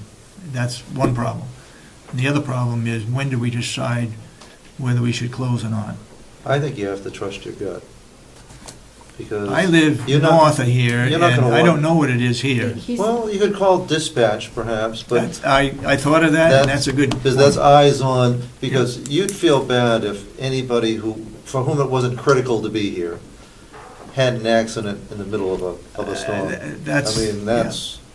But that's always going to vary, you know. But I think you've made the right calls, and it's always going to be a highly discretionary thing that some are going to take exception to, but ultimately you got to do the right thing. And I guess the other thing that bothers me, and when you close the complex, certain people have to be here. Now, they probably get upset saying, well, gee whiz, so-and-so didn't have to come in, but I'm essential, so I have to be here. It's a way. I'm sure Will doesn't complain about it any more than I do. I mean, it's what we expect. Comes with the territory. Yeah. If you take the job, I mean, that's what you got to expect. Yeah. Yeah, but you two are on salary. What happens when the situation is somebody that's on an hourly rate, and one person's staying home and getting paid, and the other one's coming in and working, getting paid? Well, that's why at the nursing home it's everybody. It's not. It's all or nothing. Yeah. It's always all. Yeah, good. Well, we've already got Ann's position. She doesn't want to be responsible for making the call. Howie, do you? No, I don't mean that in a nasty way. No, I understand, Ann. I'm just, I think, it's really hard to have the foresight of what the day is going to, the For only anybody. ones that I have agreed on, when we've had true northeasters that start before we come and are not predicted to end while we're at work, there's just no point. Because you're putting people at risk at two ends of the post. I think years ago, Scott Carr used to make the call based on road conditions and Yeah. what they knew. We have this past vacation time for school vacation. Yeah. My roads weren't plowed the way they are when there's school days, their roads are maintained a little differently. And in when that particular school's in case, they session. wouldn't call the school off in Ossipee because they were on vacation. Right. Yeah. So, no. Dispatch sounds like a good area to go first. Well, I they think- have cars out on the road that'll be able to Yeah. call in current conditions business. And they The get Ossipee calls in conditions as for can be different accidents. than Tamworth, can be different than Totally. Moulton But they've Borough. got communication for the whole county, Yeah, and maybe the sheriff can make a recommendation to you. yeah. Go ahead. Well, I wanted to find out what Howie's position were. Yeah. Are you comfortable making the call for your department, or? The call's always the same. Everybody comes in all the time. Everybody has to be there. Yeah, Well, that's it's true, it's too. same as with the will.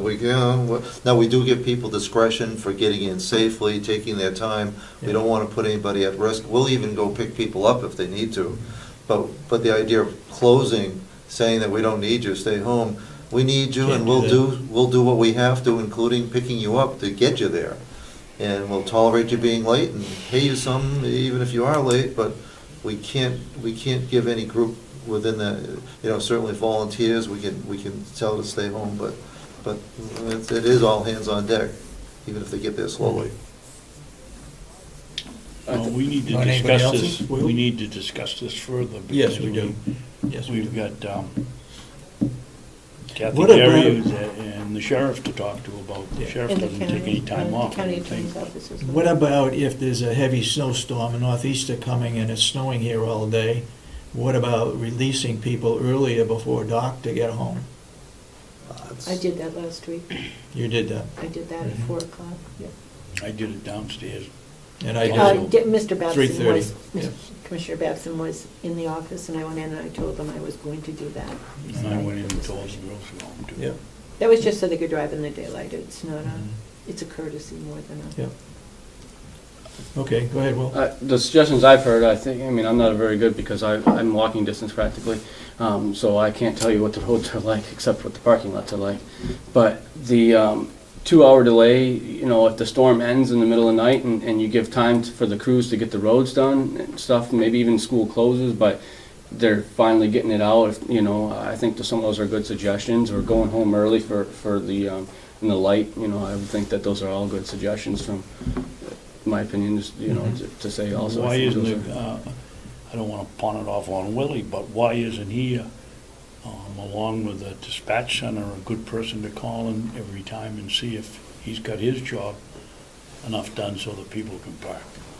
And make a decision Sometimes that's based on not, that? and I can tell you right now, nothing against the others, but there's very many times that we're here and have the parking lot in really good shape, and 171 It's is terrible. Absolutely the worst Or part of County our Farm road. Road for It's the, people getting here. It's the worst part of the road. yeah, or County Farm Road for the jail guys to get down there because the town hasn't been here yet or whatever, because they got a lot on their plates versus we're right here concentrated, is a big difference.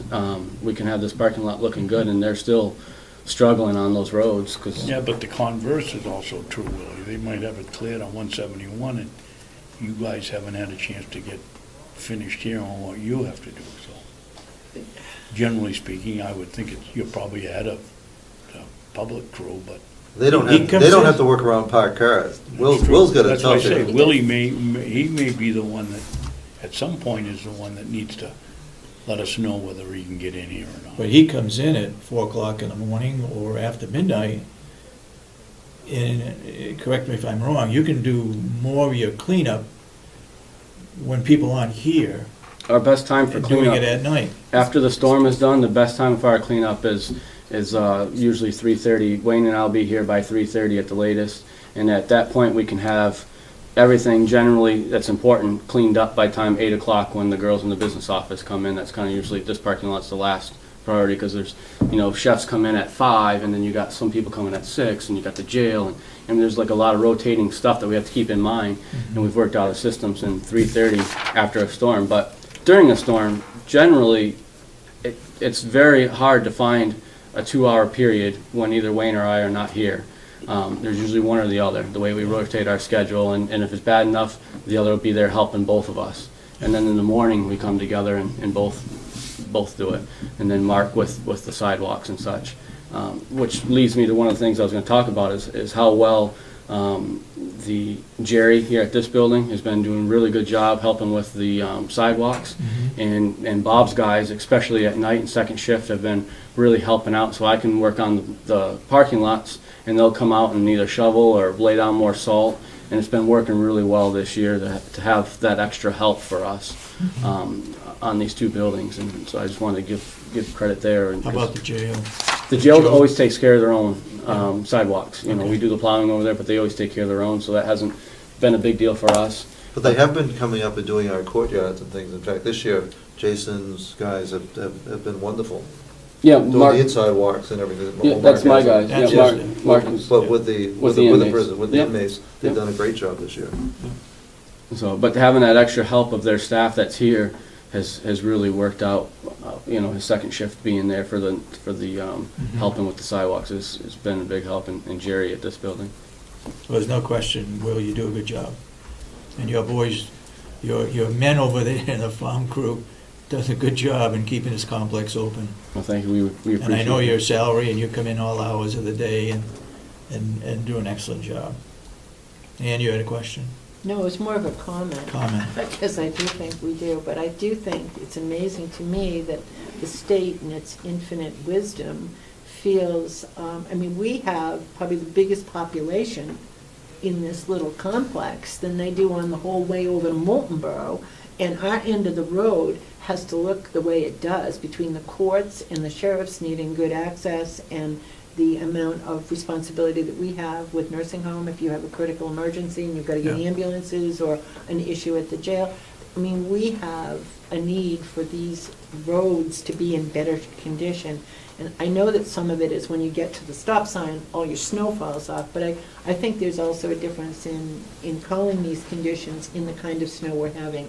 The light fluffy versus the heavy, coming down an inch an hour, coming down slightly. I think there's a lot of things, and that's why I say I wouldn't want to be the one making that decision, but maybe you can put a guideline together between the people who are much more in the know than me. Well, we'll definitely work on some kind of a communication system. The problem we had with relying on electronics even is, like, I called Pam on my first call on Monday, and she said, boy, I'm glad you got me because my power's been out until just minutes ago. So Yeah. it's really hard to figure out what way of communication. You probably can't help everybody. No, you Right. can't. You do the best you can and Okay. notify the majority as Thank you. best we can. Okay. That's good. We need some more discussion on this. We We'll, started it. yeah. If you have any other input into it, let us know. Otherwise, we'll discuss it and come up with some kind of a plan that would be suitable to everybody. That said, Howie, you got anything else? Nope, that's it for me. Okay, and I you've had got... 3 other things, but Will's on the agenda before me, so you Okay. can do it whatever order you want. All right, Will, what have you got? I just got a couple of quick things then. Thank you, Howie. Thank you, Commissioners. Nice to see you. Thank you. Yep, thank you.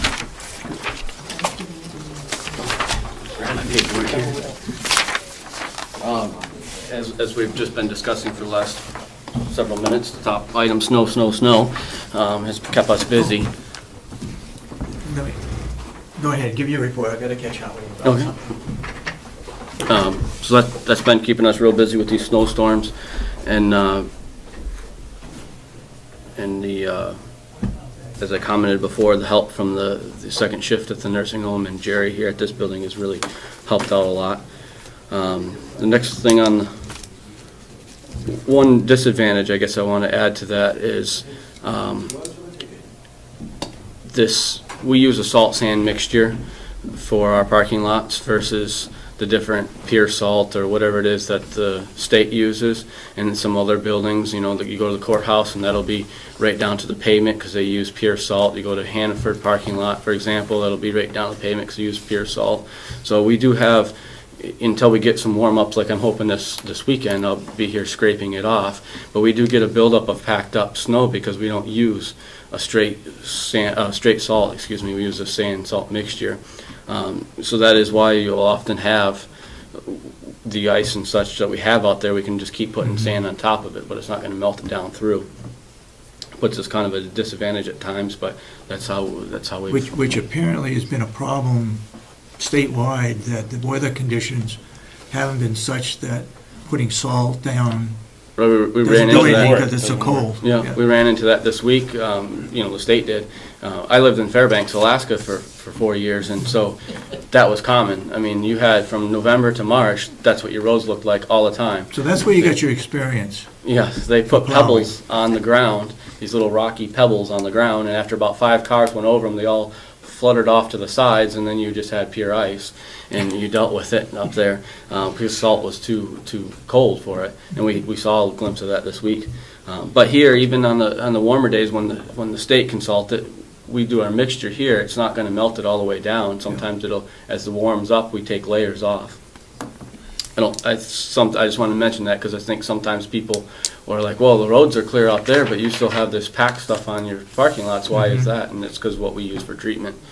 So that's that. The next thing on the list is some wood processing being done. That is really, we were inching along a little bit, and it kind of came to a halt here the last probably 2-3 weeks with all these storms and the cold weather. We're having to bring in the processor to let it thaw out basically, and then take it back out and set it up to do some processing. The majority of what we've been having lately is a lot of Tri-County CAP fuel assistance customers calling.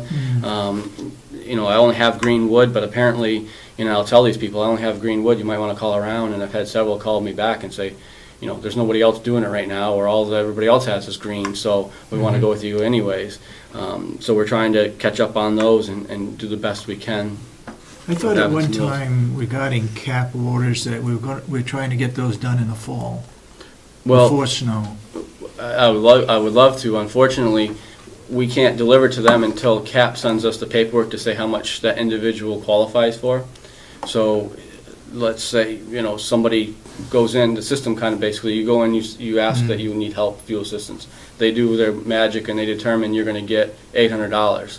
Then they will send me a letter that says Mr. Smith gets $800. I divide that by 275 a cord. That's how much wood I take the individual, but I can't take it out there until I know how much money they're going to get. Yeah. And this whole process generally doesn't start. There's some regulars that might happen in November, but most of it doesn't start till mid-December. You remember, David, 6 or 7 years ago, Marge was still on the board and up at CAP, and I asked the question. They can't even start I asked about a pre-buy, and she said, no, the government won't let you make a pre-buy in June when the fuel is cheap. You have to wait till December 1st, and it's the same thing with wood. They don't get going in the great system that we have here until there's snow on the ground and ice, and then they begin to figure out what they need. It's a state that controls that, though, right? No. It's state money or It's federal? federal regulation. I'm not sure. It comes down to the state as a block, but it goes on the federal Which regulation. maybe is okay down in Georgia, but up here the poor people could be freezing in December and waiting for their monies. But that's how it works. So it tends to be a lot of December, first part of January. Sometimes we'll get some that filter in into February, and then usually March, late March, early April, a lot of customers get like a supplemental, like an extra amount. It'll be a lot less than their original amount was, so tend to be in the spring, we're turning around and going back to these same customers, bringing them more wood because a new letter came in for an extra amount of money. And another reason we get the CAP firewood is because most local guys want their money when the wood's delivered. We extend credit to CAP for these people, which is, I guess we have to do it, and the nice thing to do, but that's how we get a lot of it. How many cord do you think we've sold in firewood? For CAP? For CAP or firewood total? CAP. CAP, I would guess we're in, just off the top of my head, I haven't looked at it recently, but I would guess that we're at around 20 to 30 cords, somewhere in that vicinity. I've turned some away because I explained that we only have green wood right now. And like I said, some that doesn't seem to matter. They call right back and say, hey, I called around and nobody has it. I'll go with you guys. So that's kind of what we've been doing with that right now. I'm trying to get, also in this bone chilling weather that we have, it's too much to really ask the guys even to be in the hay barn bagging wood when it's this cold. So this next week we're expecting a warm up. So my hope is to get some more bagging going, picking that up when we have the nicer days. So that's, the whole wood thing's been kind of slow.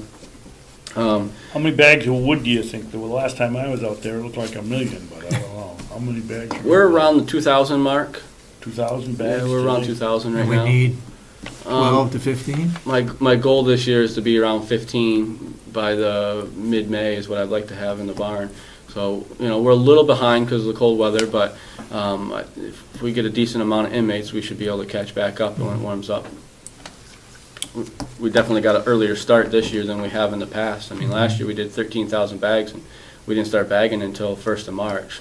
So, we're already a little ahead of the schedule, which is good, being we're going to increase the amount we're doing too. Is this the fact that we're ahead got anything to do with a wood processor that you can count on? And Oh, definitely. I think that's a huge part of it. There's been, I can free up less labor that goes into the processing process and use that labor to be bagging instead. It's a one-man show out there processing now versus it used to consume, say, 3 inmates along with that staff member. Now those 3 inmates can be in bagging wood that couldn't be before. So that's a big contribution, I believe. The log cutting is going on up on the hill. The county forester, Wendy Scribner, was down yesterday, kind of giving me an update, which they've been bringing in. I think they've brought in 3 or 4 loads to us so far. They're going to start bringing in a lot more, is what I've been told. excuse me, Will, is that like Taylor or trailer, or is that just a straight truck job? Both. The first 2 loads they brought in were just a straight truck, and then this last 1 or 2 loads, they've had the truck and the trailer. So I don't know what they're, I guess it's just whoever they have driving and what truck they have. They have they mark what they think is an estimate of how much wood into each of their loads that they're tallying. I guess most of the cutting is done up there, from what she was telling me yesterday with the fellow buncher. Now it's mostly they're going to have the skidders in and dragging everything out and processing it and trucking and everything. But from what she told me yesterday, the majority of the cutting with the fellow buncher is pretty much done. They're looking at getting, I guess they got to build a bridge to get across one of the streams to get the skidders to be able to haul a lot of stuff out. But I guess that's going pretty good overall from what... Is that a temporary culvert that they put in, or is it a permanent? Yeah, they put in temporary culvert, or I think they have some type of temporary bridge type thing that they can put in. I think usually they go with a culvert type of deal that they can put in and pull out when they're done. Willie, is there somebody checking when they come in with their loads?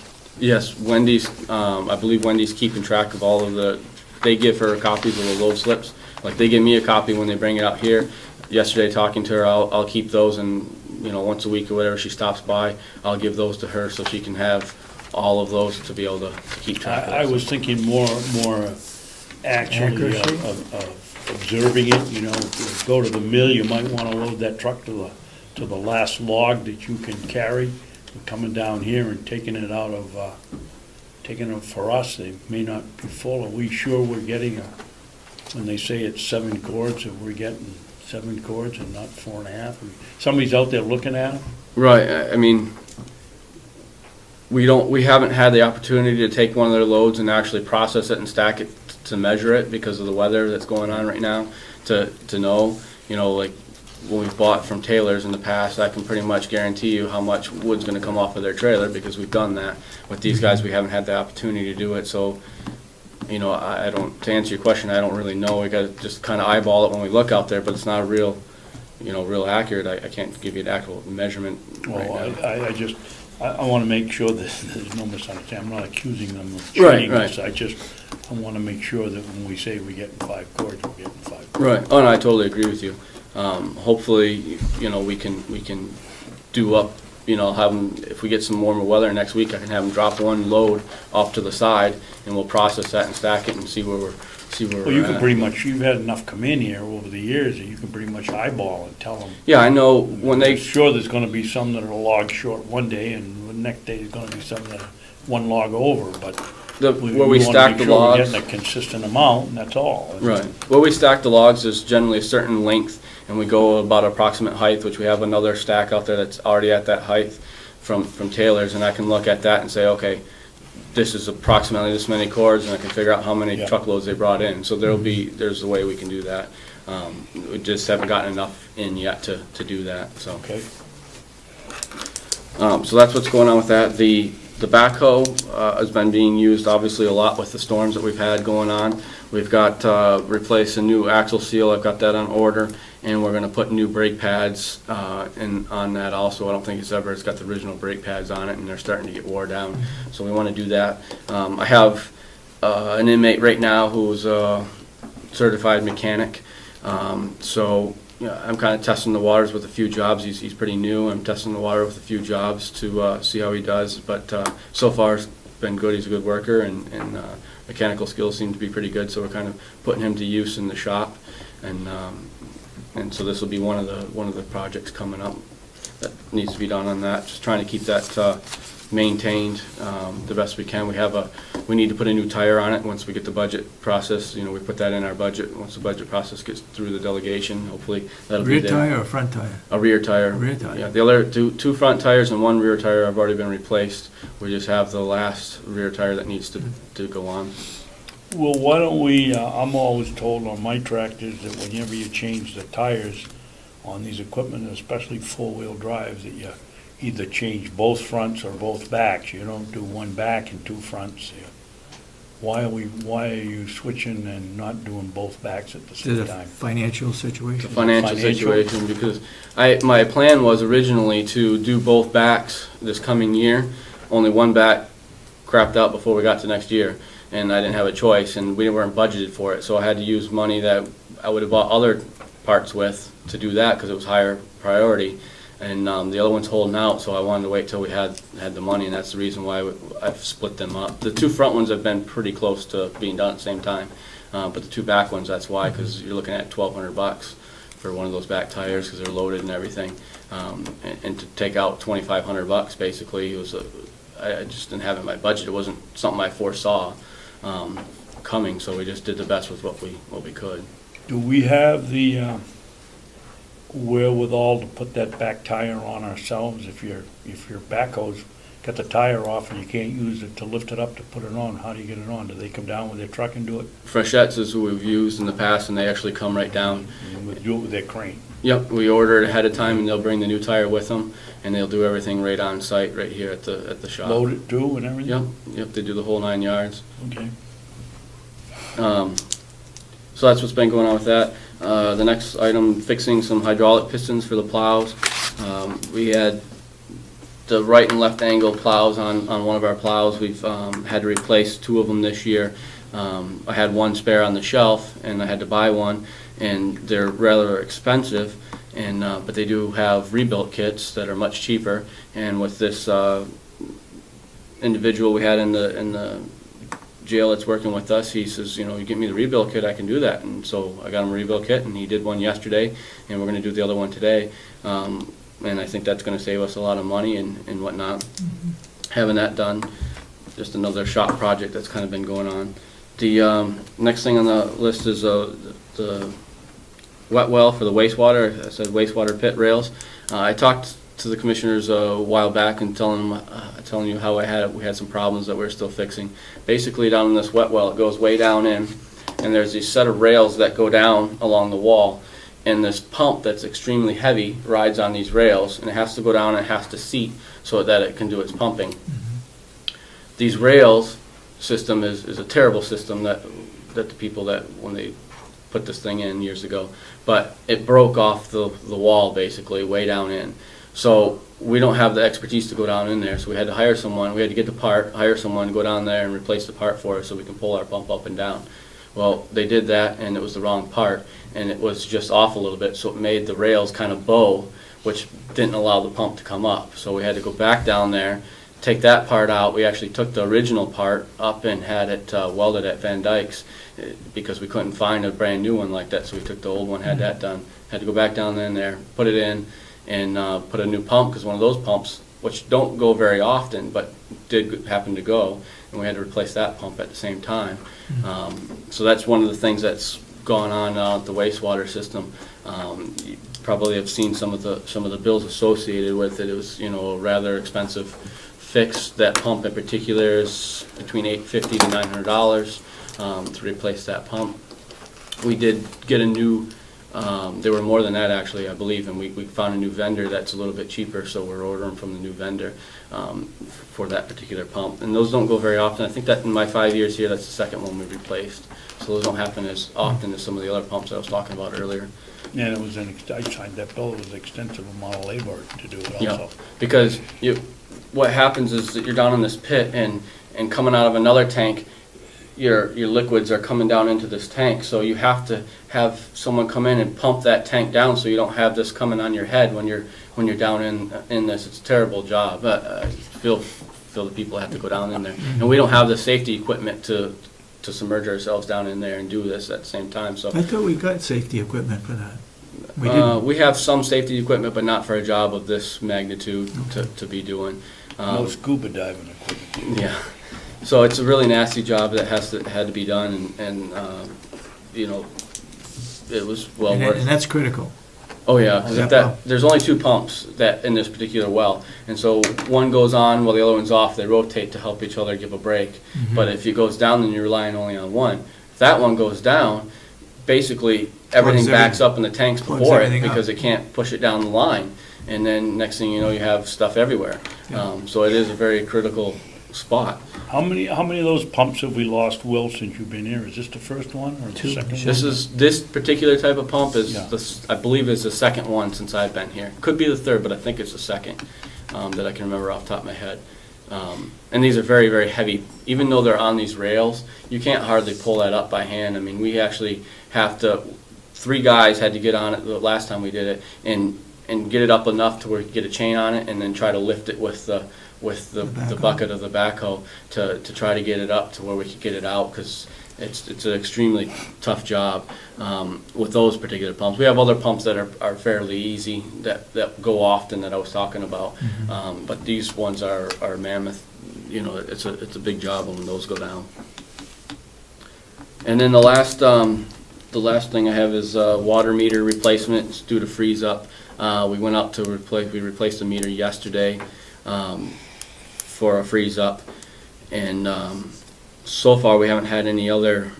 We didn't have any. Our meter on our property, or is it on a house? One of our customers. One of the customers. One of the customers.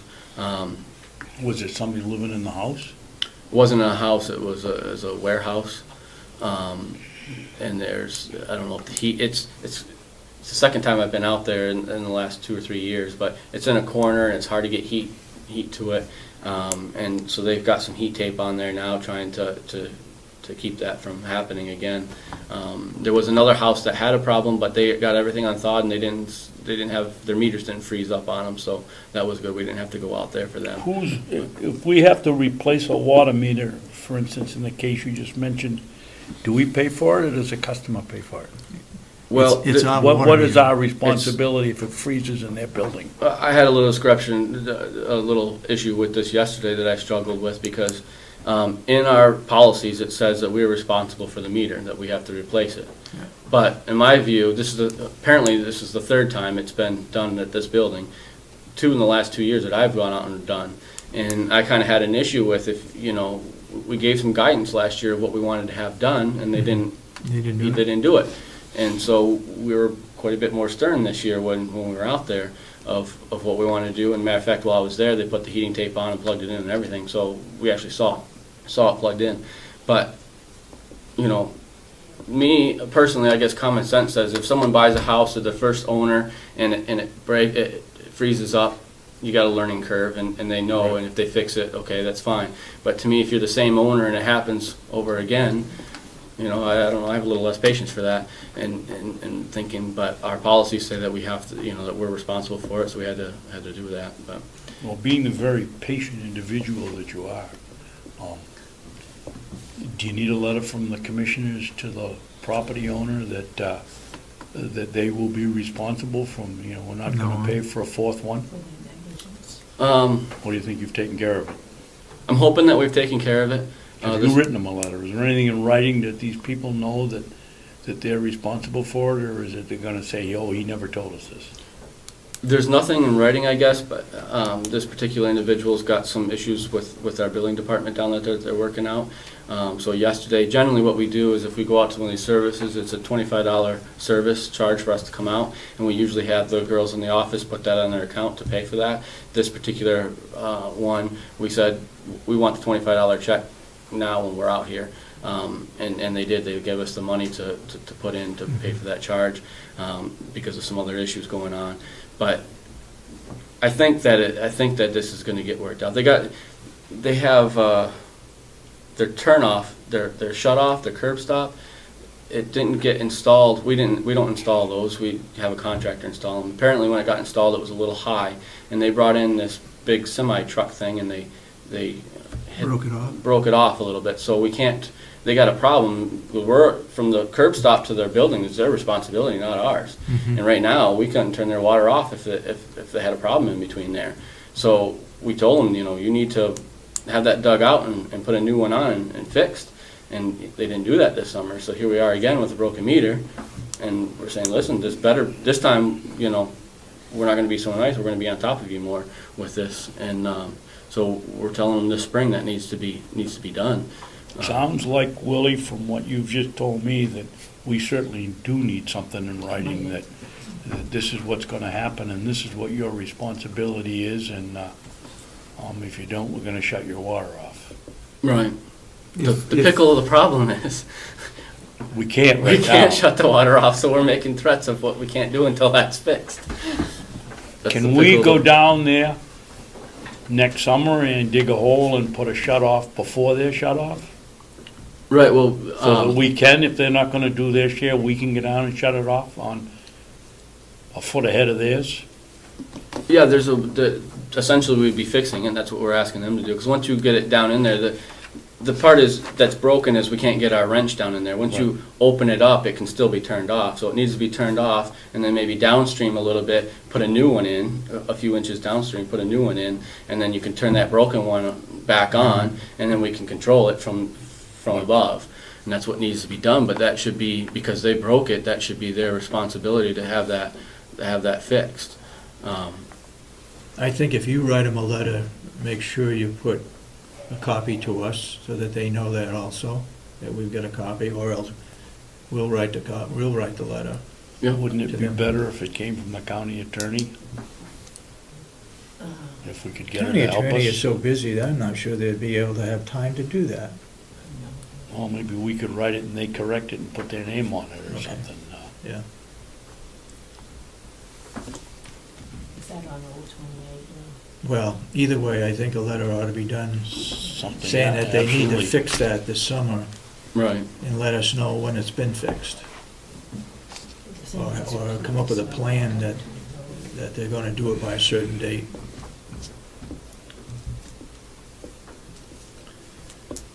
So that, Well, okay. that's the issue going on there with that, and hopefully we won't have, I think last year we had 2 freeze-ups that we had to replace. And the other person was a new owner, so we give them benefit of the doubt, and we haven't heard back from them, so I think everything's going good with that.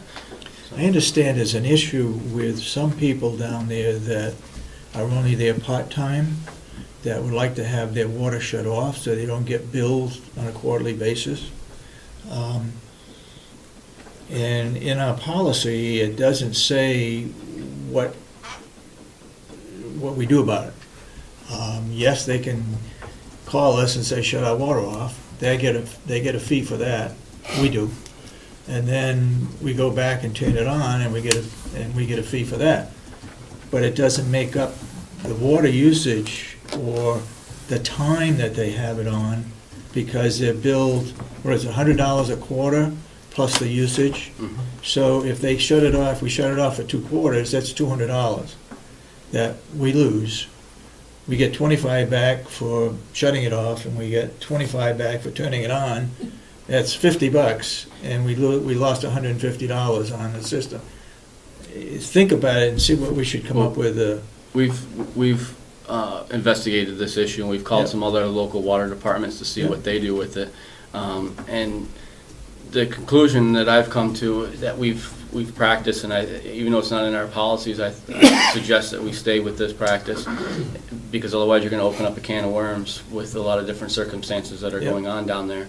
Is Center Ossipee, for example, if you have a curb stop in front of your house, whether you use the water or not, it's just a curb stop there, you're paying your quarterly fee, no matter what. Okay. That you have that service. It's available for you, whether you use it You or not, it's there, right?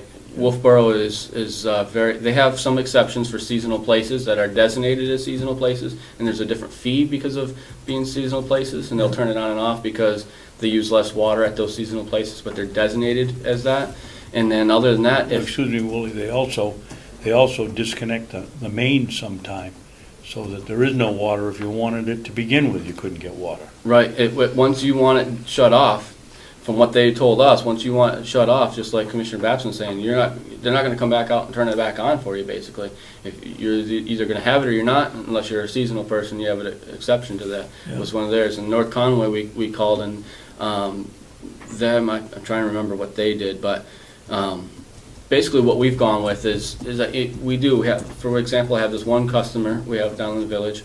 He's a merchant marine, so he'll come and he might be here for a few months, and then he might be gone for quite a few months. And every time he comes and leaves, he wants us to come shut his water off and turn it back on, and we charge him the $25 fee, and he still pays his quarterlies and goes on. And that's how we run it, and I think that's how it should stay. If you're hooked up to it, I know our policies don't specifically say one way or the other, but you have people down there that maybe have their place for sale, and have had their place for sale a long time, and they're paying their quarterly fees, but they're not there. So if you change the rules, you're going to be opening up a can of worms. How is that fair to them? Well, that particular individual, though, if he's paying his quarterly $100, then why would he want to turn it on or turn it off and then turn it back on again? Because he doesn't want his pipes freezing in his house. Some He's freeze not in his there. house, Yeah. and he's not And there. he's had that problem, so now it's worth it to have him come out. We actually turn it off at the curb while we're there. We test it to make sure it's fully off. He's present while we're there, Yeah. both times, because he's had troubles down there, and it's worth it to him to pay that $25. But you start, you have some places that are for sale and this and that, and if you start changing these rules, some of these people have had places for sale for a long time, and that's not fair to them. I mean, you'd be opening up a real can of worms here. Yeah. And I think that maybe there needs to be something specific in the policy towards that, but the practice we've always done, if you're hooked up to it, you need to pay it. Why do you, while we're on the subject, ask a question? Sure, go ahead. Why do you feel that it's fair to charge the fire department down there for their water usage? They're in charge of coming up, we got special equipment we bought for taking care of the nursing home. We come up here, last year, we came up here 90 times for rescues and fires, and you still want to charge us the amount of money for the fire department? I think it ought to be, and only the people in the village are footing the bill for anything that goes on up here. If it's for the whole entire county, I mean, the nice thing you could do is say, okay, we'll at least give you your water. Don't let us see you washing your cars out here, but the Worcester water is here for you to use. The precinct down here, the precinct residents pay a lot of money, which nobody else in this county pays, towards supporting this complex. And to turn around and be insulted by having to pay for the water to do it, I don't think is right. That's why they're there, though.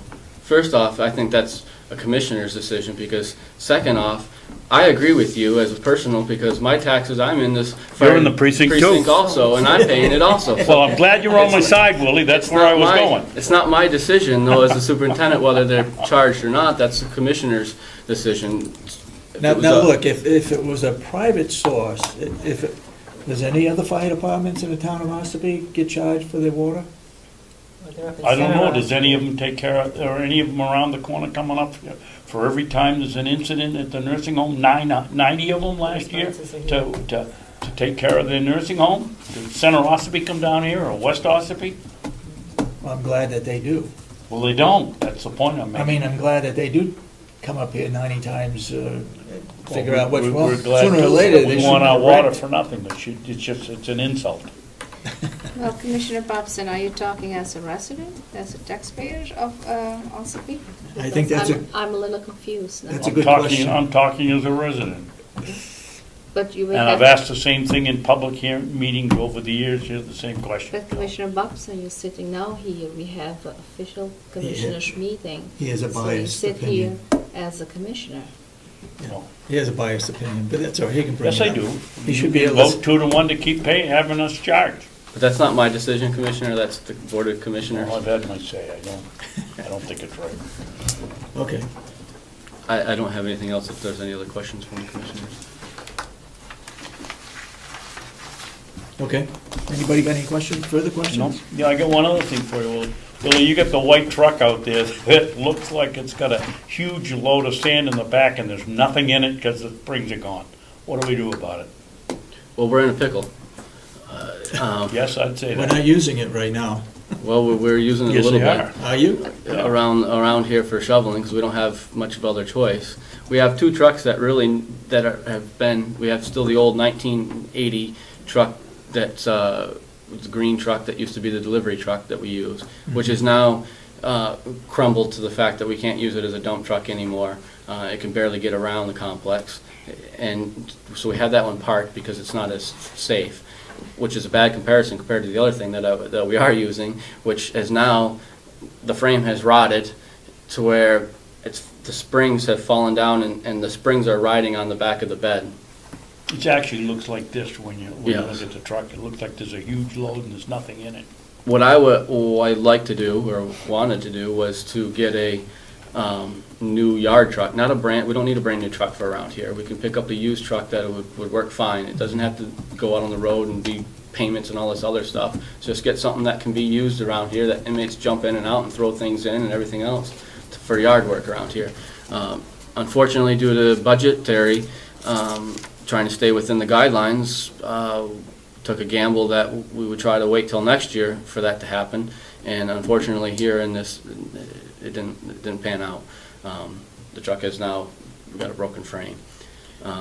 So I don't know what we're gonna do. Don't you think we with should that. get a 1-ton dump? Well, I do now, because it doesn't have to be a brand new 1-ton dump. I want to use a used 1-ton dump, but I do want that now because, for example, if Mark is out delivering firewood in the fall with our new delivery truck, and I want to go process firewood, so that way we can keep the whole thing going while he's gone.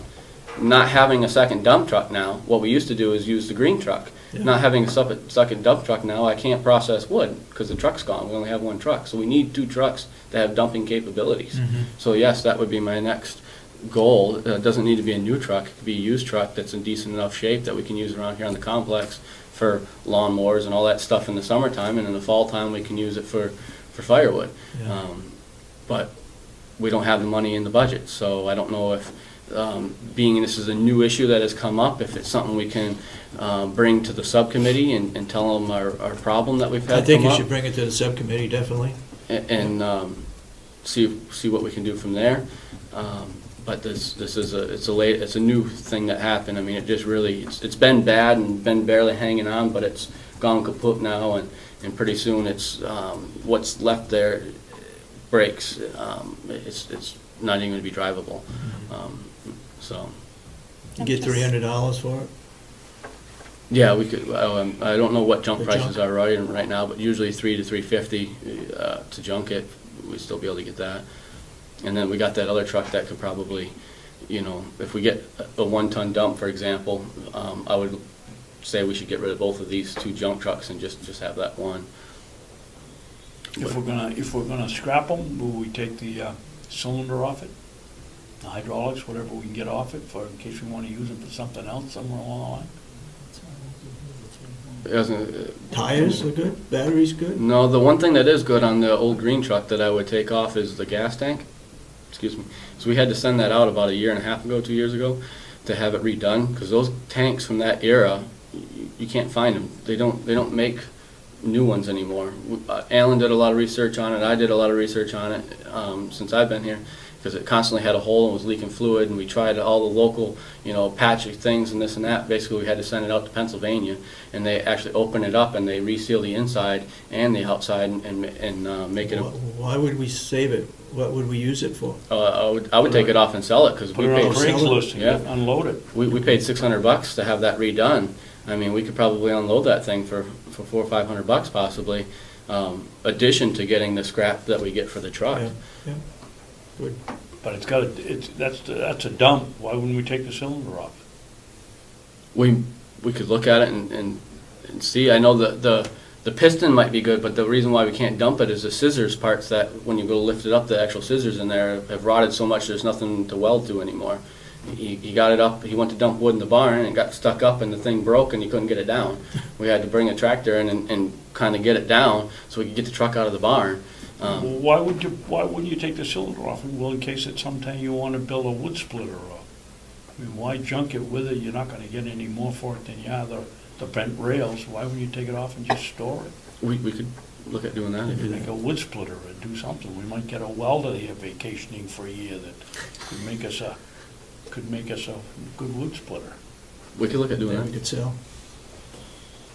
The short term is getting a replacement to be able to continue to get the work done, because in a snowstorm, for example, we have the 2 trucks that are plowing, but we really need another vehicle for the crew the person that's taking the crew around to do the sidewalks. In your capital reserve fund, that money that we recommended that goes back into it, that's not for either of those 2 trucks, is it? That's just a rotation on the Right. sanding truck and the red truck. Right, that was what it was planned for, is for a new So we truck. have no money anywhere in it. Well, we could use it for a replacement of an old truck, but that would make us short for your program of rotating the trucks in a 5 or 6 year program, whatever you have. Well, the option or the idea, I guess, that I had possibly, if we had to come down to this, of suggesting, is that's assuming that the delegation gives us that 20,000.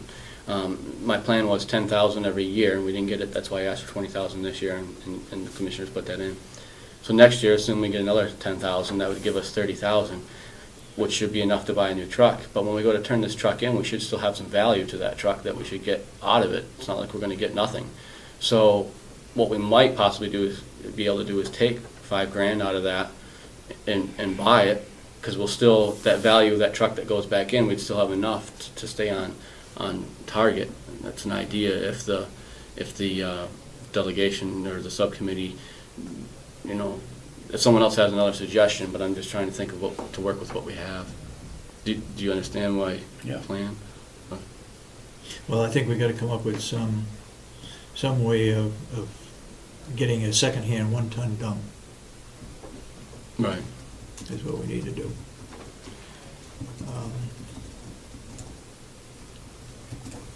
Bring it up to the subcommittee. Okay. We have See what a they say. subcommittee meeting next Tuesday, I believe. Is it next Tuesday? 14th, right? Which is going to be for the farm deeds, attorneys, Did cooperative they- extension. Did they stagger the time so you know when to come? The or- sheet that I got just said Everybody one time. I don't have, there's no Everybody's time schedule. I announced imagine we'll get all- one this everybody at the Thursday. same time. That's the other sheet that I received. It was everybody at the same time. Yeah, okay. Okay, Will, thank you for the job that you do. Thank you. Excellent job, Will, thank you. You'll have a good day. Thank you. Somebody turned the heat off in this place or what? It's the temperature outside is affecting, he's had to close something on the roof. Or is the I air mean, we've conditioning? talked about it, There's it's something cold going on downstairs. here. Is it cold? And this is I got so cold. many layers on. I'm sweating here. I got to get back outside. Oh, yeah, I don't know how bad you're sweating, but your sweatshirt would fit me. I'm glad, I Go only ahead, put my Ann. name on there because I thought we needed to have a discussion on Yep. the opening, okay? But Yep, we wanna have it Since I'm anyway, here, I'm but making that's it all right. worth your while, okay? Here's the annual end of the story here. If you look over to the left on the when the second number up from the top, from the bottom, on the left-hand column, over to the left, Dave. 259? No, the 803, 809, 35 is what went to the general fund. Wait a Down minute. here. You said Here. on the last column over to the left. Right here. That's the This- right. That's all right. You're right. I got it upside down. So the second one up on the left is 259. I'm not going No, nuts. okay, well, go ahead. Go ahead, Ian. I don't even know where you live. Where are we in? We're over here We're at over here. 803, right? That's correct. Okay. I just grabbed these last minute as I was coming up, so I don't have a chance to highlight anything for it. You can see the total that went to the state is up here. The second number on the right-hand column from the top. How much money we collected for the state, how much money we collected for the L-chip. And then you see where our income came in on the left. So we're pretty much right on target for what we projected last year.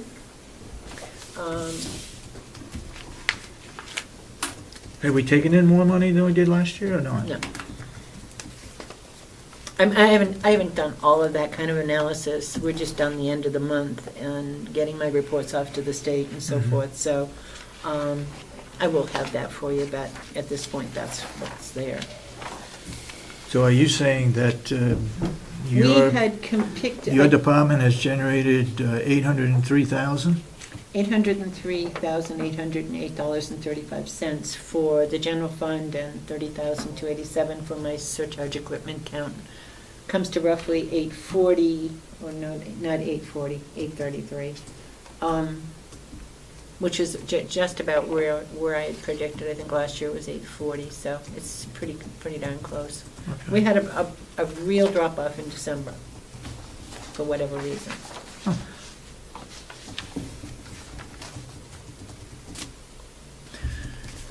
But I Could I just ask thought you- it's so nice to have something that comes on one sheet instead of you having to fumble around. It's nice for you to have that You're for right. the end of the year. You're right. I need to ask you a question. Back a while ago, you came in and you wanted to buy something out of the surcharge It's on my fund. list of things to Have you done discuss. that? No, No. you didn't vote. You didn't vote, and Mr. Babson didn't get me a lower bid, so I now have to put it back into my budget. I have to change my budget and put it back in my request. It goes into the surcharge equipment account, so it doesn't raise from taxation, but Right. I could not purchase. Now I've got to go back and see if I can even get the same price. Okay. I played by the rules. I needed your approval and the delegation, and the delegation gave their conditional approval on you approving it, and you didn't do it, so we're already into 2014, so I'll And we just put didn't it do in on it my because budget. Commissioner Babson thought we could get a cheaper price. I gave him the form twice. He has other things to do. And you found He's a out busy other man. people that handle the product, but you didn't find out whether it was cheaper or not. That's correct. Okay, so I'm just letting you, that was What- one of my things on here. What that was it the would- item? It's a planned file cabinet, so. File cabinet, okay. wait a minute. Here's what you originally were given, and it's a $2,500 expense, so I'll just redo it through the budget process. But you will have to see it on my, but it isn't what you approved of my budget for this year, so that number will change. Well, you're gonna add it? I have to add it in. It doesn't affect the Does bottom line. not affect the county budget because Right. it's coming out of Right, the equipment surcharge fund. right. So you brought that up, so that's one of the things I can check off here. Okay. We are wanting to remove all of the they're called stand-ups. They come up to about this height on a person, and then it's on a slant. So before computers, people would have to haul the great big volumes over to these, look at them. All the grantor index stands now that were made special for the registry under Lillian Brooks many years ago with the construction trade classes. These are really, really heavy-duty, heavy, made with good stock. I need to dispose of them. And, How many you got?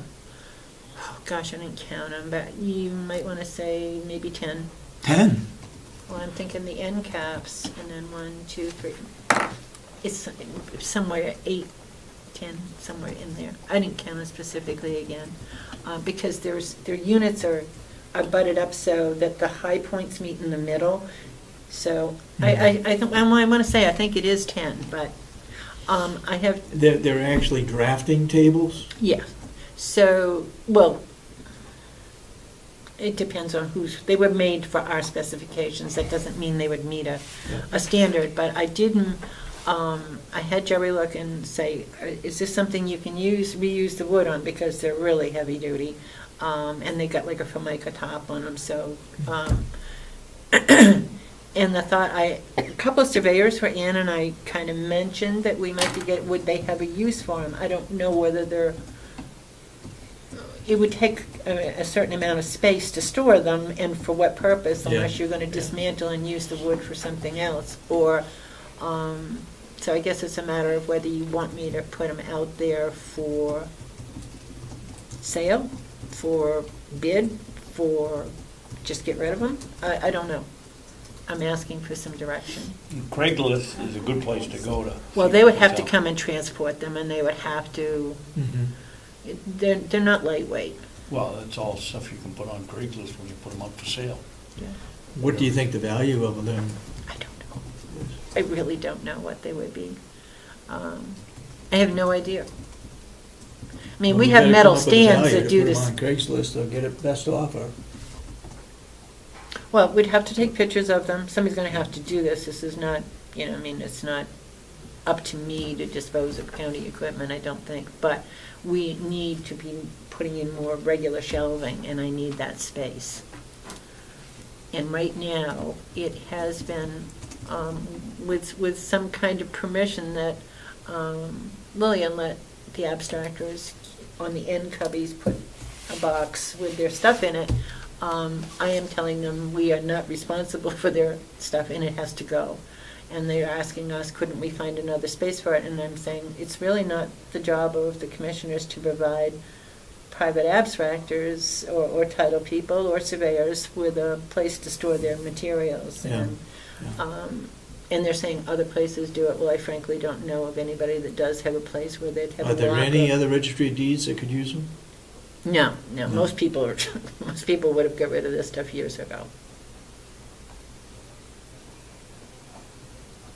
And the surveyors haven't indicated whether... No, I just asked a couple that were in, I said, would your office have any use for any of this? And they said, it was a possibility, but I think we need to either take pictures of them, give them some dimensions, tell them how many we have. Will they be worth $200? Oh, I have no idea. David, I have no idea. $500? $100? Oh, you're dreaming. I have no don't idea. know. I have no I idea. don't even know what they look like, but... Come and I'll show you, but I will show you what I'm talking about, because they are big, they're cumbersome, and like I said, some of them have shelves, and so that they could store stuff in them as well. So it's whether they have actually space for them themselves, whether that would find it useful. I just need some direction on how to do that, because Jerry said that, Bob Murray said that we would need permission if you were just going to put them in the old nursing home, until something happens to it. Oh, I think we ought to get rid of them, rather than take them over there, then they'll just sit over there. Well, I think measure them up, take a picture of them, and put them on Craigslist. Craigslist or She said eBay, she either Well, who one. does knows that? a valve. Who would be in charge of doing that? She said she need to know what a valve is to I put it know, on right. Craigslist. Who would do that? How is Craig. that normally done? Who are you giving that job to? Craig, No, excuse me, I'm just asking, who would be? that was obviously a facetious answer. I have no idea whose responsibility it is. I mean, how have we disposed of other materials?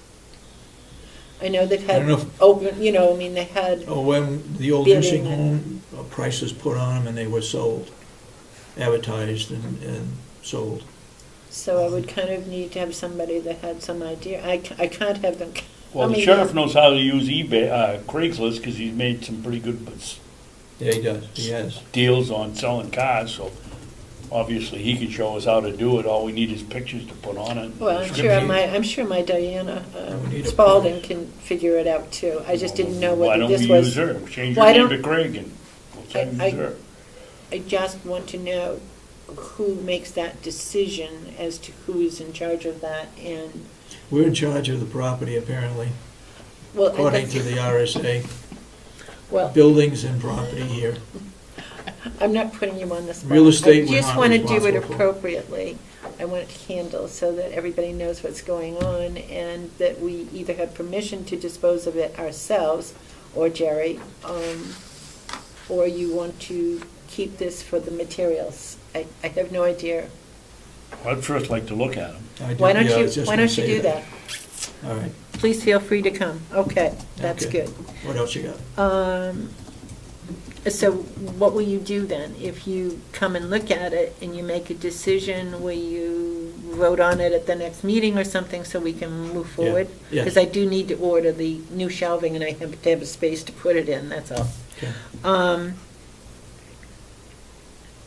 So that's removing that. All right, the plan cabinet.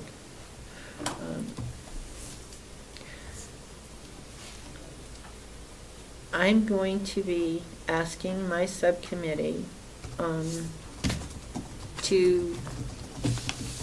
relook at what the salary lines are,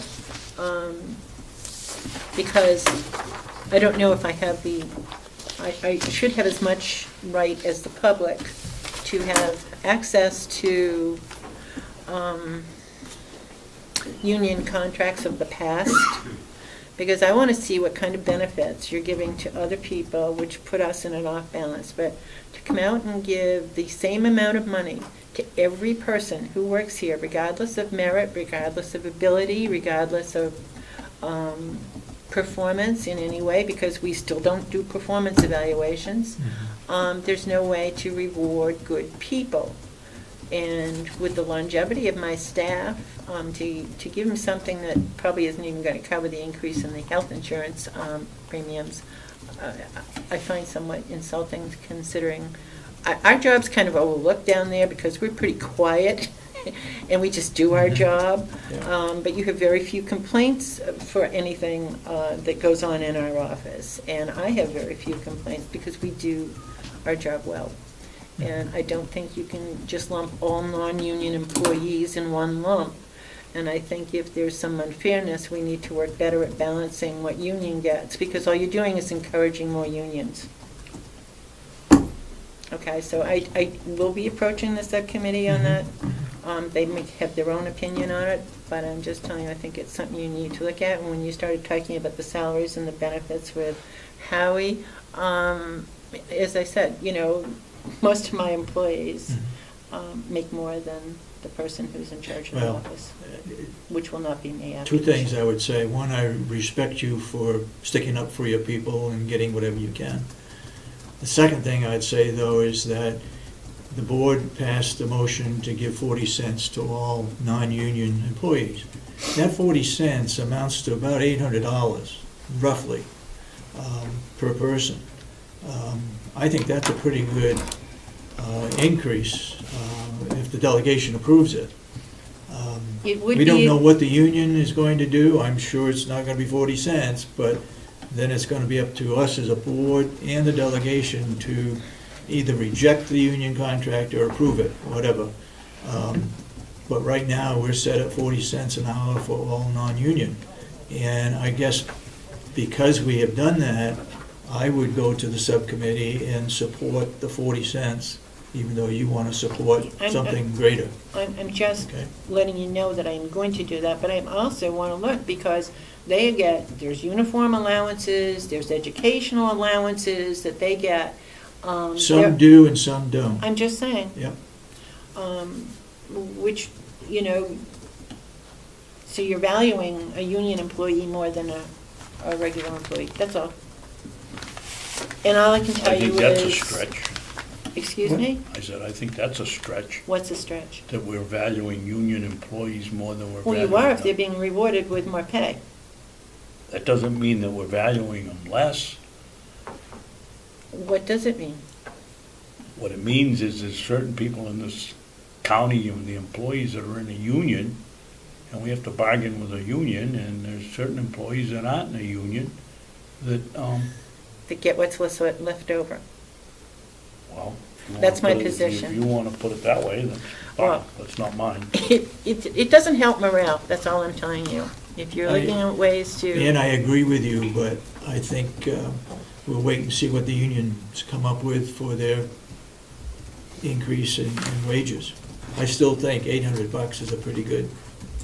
Plus another probably 10% in their medical insurance that we'd be picking up. Yeah. I just have a question. The employees in your department, are they salary or are they? No, they're hourly. Hourly, okay. They're all hours. I'm the only salaried Okay. person. And that's set by the delegation, so. there you go. Okay, anything else, Ian? No, All right, thank I you. think we're fine. Thank you. I'll try to communicate with someone and let's see what we do with but come down and look at those. Yes, yeah, we will. You'll see how heavy, because even Jerry, we tried to move them, they're very heavy. The clock isn't even running. Yeah, You're it right. 11:11. Time Okay. stood still. It is running, but it's 2 hours 10 minutes slow. after 11. Okay, And it's my job to fix it, and I will do it right after this meeting's over. okay. All right, thank you. All right, let's move on to the work session. Regarding energy, regarding this company, Yeah,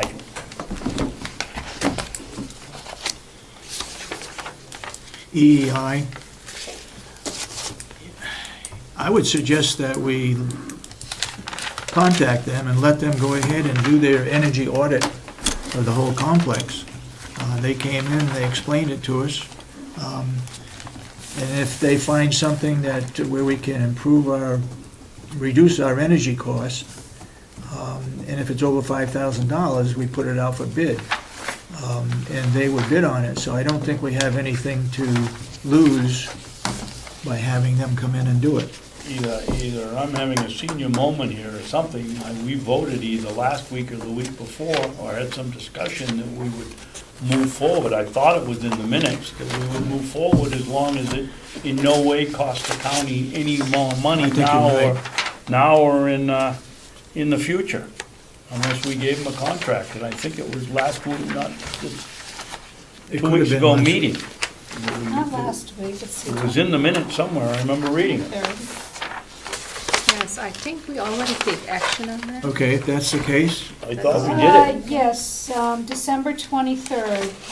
The commissioners voted unanimously to accept the offer of ENE Energy Advisors located in Okay. Merrimack, New No, I'm Hampshire. not having a that's senior taken care of moment. that. Thank you, Take Commissioner care. Babson. Okay. Phone contract, we're gonna put on hold for at least next week, probably the following week.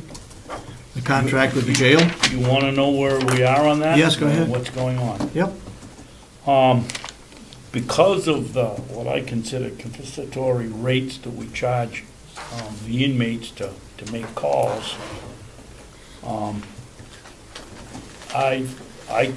can't vote for it, so we were told here that the PUC sets the rates, and I called the PUC, and the PUC assured me that they have absolutely nothing to do with setting the rates. That I should call administrative services, which is the purchasing arm and management arm of the state. So I called there and I got Mr. Connors, Mike Connor, and he had just recently established the contract for all the state penal organizations, and they're all into one contract on the call rate. They had the same two, I guess they had a third bidder, but the two of them were the same that quoted us. Now, they have their system in place. So what we wanted to do here, or what the two Jasons want to do, is they want to purchase another system that will be on the IC Solutions, would be included in their bid on Securus, which we have now. Their equipment is already here. yet both of them quoted exactly the same amount of money for the telephone calls and for the additional minutes. I don't have those figures right in front of me because I didn't bring the book up, but it was something like, you have them, Dave? Can I just take a peek at that? For instance, a local call, a hookup for a local call is, and that would be if the young person wanted to call from here, for instance, to Albany, would be $1.55 with 35 cents a minute afterwards. A minute for the, $1.55 to hook up, 35 cents for the initial period, and then 7 cents after for additional minutes. Interstate, if they wanted to call their parents in Massachusetts, it's $3.40 to hook up, 37 cents for the initial period, and 37 cents for additional minutes.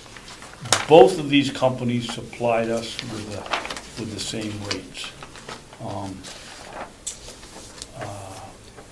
There's a different rate for debit calls. Well, one of the things that these young people have, or one of the only things they have, is their family. And if we make it to the point that they can't afford to call their loved ones or their family or their support system, then we're defeating the whole purpose of trying to correct them. So in the course of the conversation with Mr. Connor, it turns out, as I said, we would be, two of these are exactly the same. One has the system already in here, the other one would be putting the system in. But one of them is going to give us $10,000? Well, we haven't got to that yet. Okay, go ahead. So I called Mr. Connor's. Mr. Connor's rates for the state, which gets $27,000 a month in commissions, is 50 cents for any call hookup and 1 cent for any additional minute, which led to a discussion about the commissions and how they got added. He said that when they went out for bid, they dictated what the maximum amount of money that the company could charge, and so the result was the only change was in what they would quote for a commission. Now, we got last year $20,000 in commission. Roughly. Well, Yeah. roughly, Yeah. from telephone calls. We're going down next week, the two Jasons and myself, and I asked Steve Schmidt, Representative Schmidt, but he's busy, to go with us to talk about what the other things are that we could discuss. Maybe we go back out for bid and do the same thing the state did, dictate what we'll pay. Mhm. Who knows what, but at least we're going to get the experience of somebody that's done it and knows what's going on. And when we come back in a week, following week, we should be able to make a decision on what we want to do. Okay. Because We wouldn't be able to approve one of those if we change the figures and put it out for bid. We'd have to wait again. Yep. Okay. So that's where we are, and that's what we'll be doing next week. And we hope to get some input that's valuable from Mr. Connor. Okay.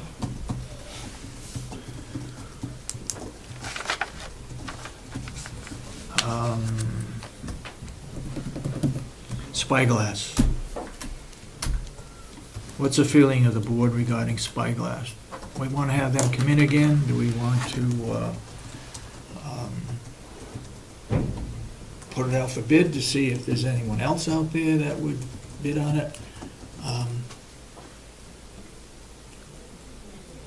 It was a while ago that this took place, and I can't remember what they were offering. Should we have them come in again?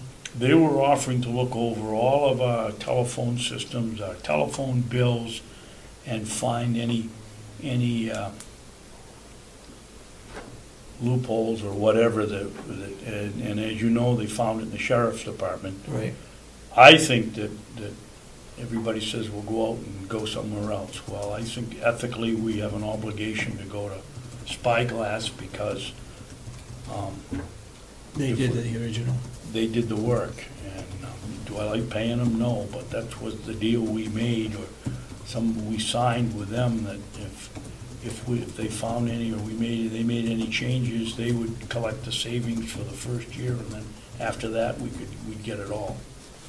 I just think it's And so that isn't something that would be added to the taxes, that would be taken out of any balance of profit that, or balance that it's costing us. If they can come in with a cheaper rate than what we're now paying, that money would be given to them up to, was it $7,000 or something? I think it was 7,500 $7,500. the first year. For the And first they want year. it up front, they don't want it. Oh, they do? Yep, they don't want it, they want us to pay, I think it's January, or whatever, when we decide to go that first month, not spread out over the year. Oh, I thought they were going to take it as, We saved it? No. they saved it. No. No? I think what we could do is to have Mr. Spyglass come back in and find out exactly where we are and what we're doing. Okay. That's what I would do.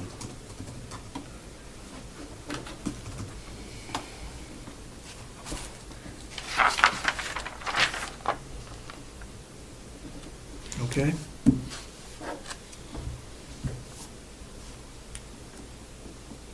Okay, we're taking care of the energy. You have the Taking- personal policy book down here as one of the. Yeah, personal policy What- what book, that- but I what think do we do with that's through HR. That's something that she needs to work on, and also the mission statement. I did some work over the weekend on the mission statement, but now I can't find it.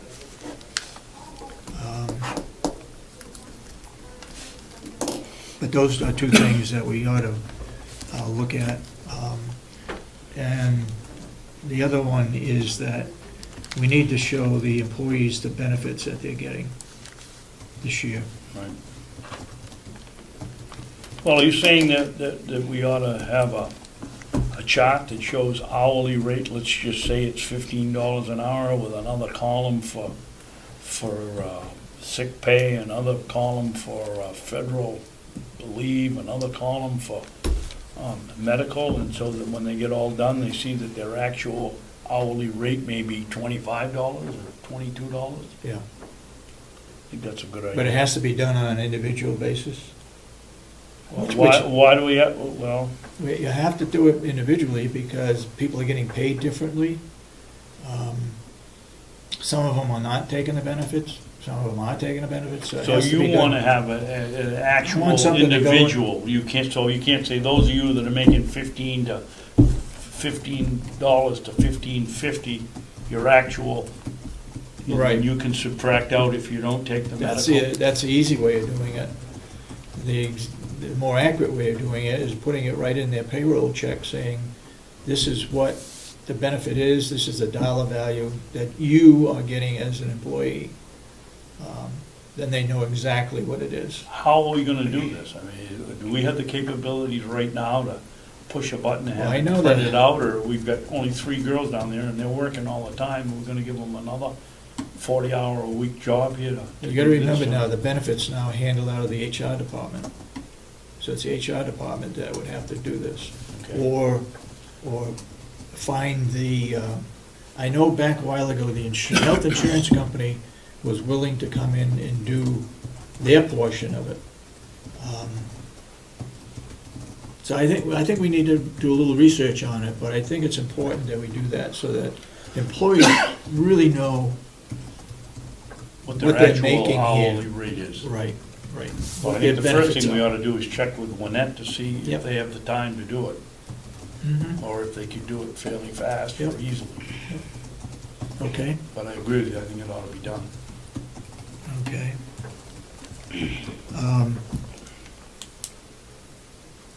Do we want to talk any further on the policy for bad weather conditions?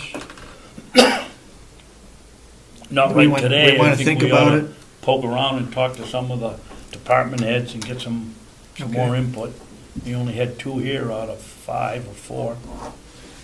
I Okay. think that they have, is it every quarter that they have department heads meetings? I think they should put it as an Yep. item on the agenda. Yep.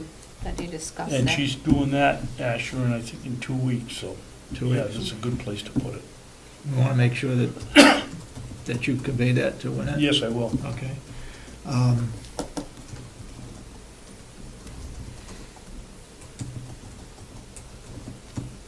Are you done?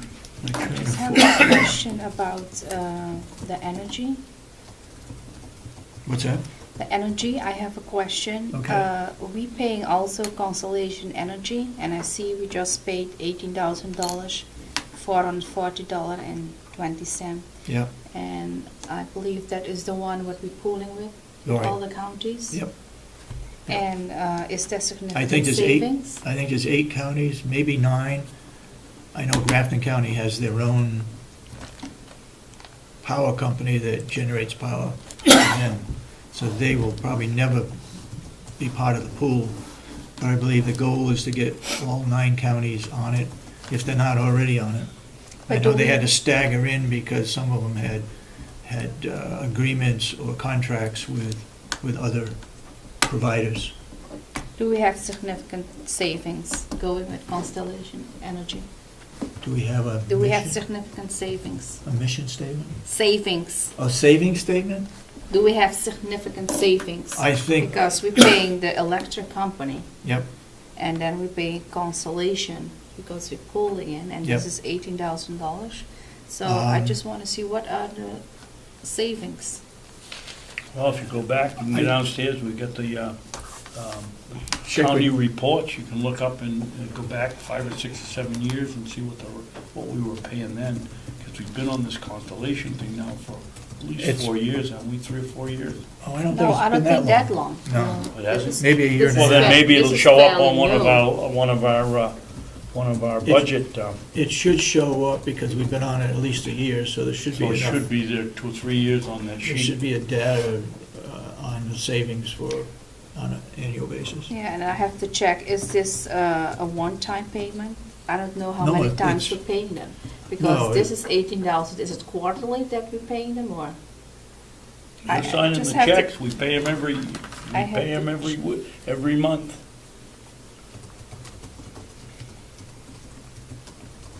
I'd ask Kathy Armstrong. No, I have to I check know, in I this sign the today. checks, we pay them every I month, have to Okay. check today, because Okay. and they're substantial. Yeah, I don't see it Use a lot of I don't electricity. see it every month, though. Well, Because I could be wrong, last then. month we I didn't could be sign wrong, that. Asher, I think we do sign them every month, but I could be No, wrong. I don't think so. there's 2 places we can check. One with Kathy Armstrong, the other one with Betsy Miller.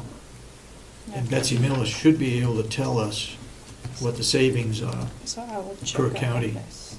What I don't understand is why we're paying PSNH, and I don't believe we pay the co-op. Why are we paying Constellation Plus? We're paying two. Because Constellation, Supplies electricity and PSNH gives us the transmission lines. I guess that's how it is. that's right, exactly. Okay. Yep.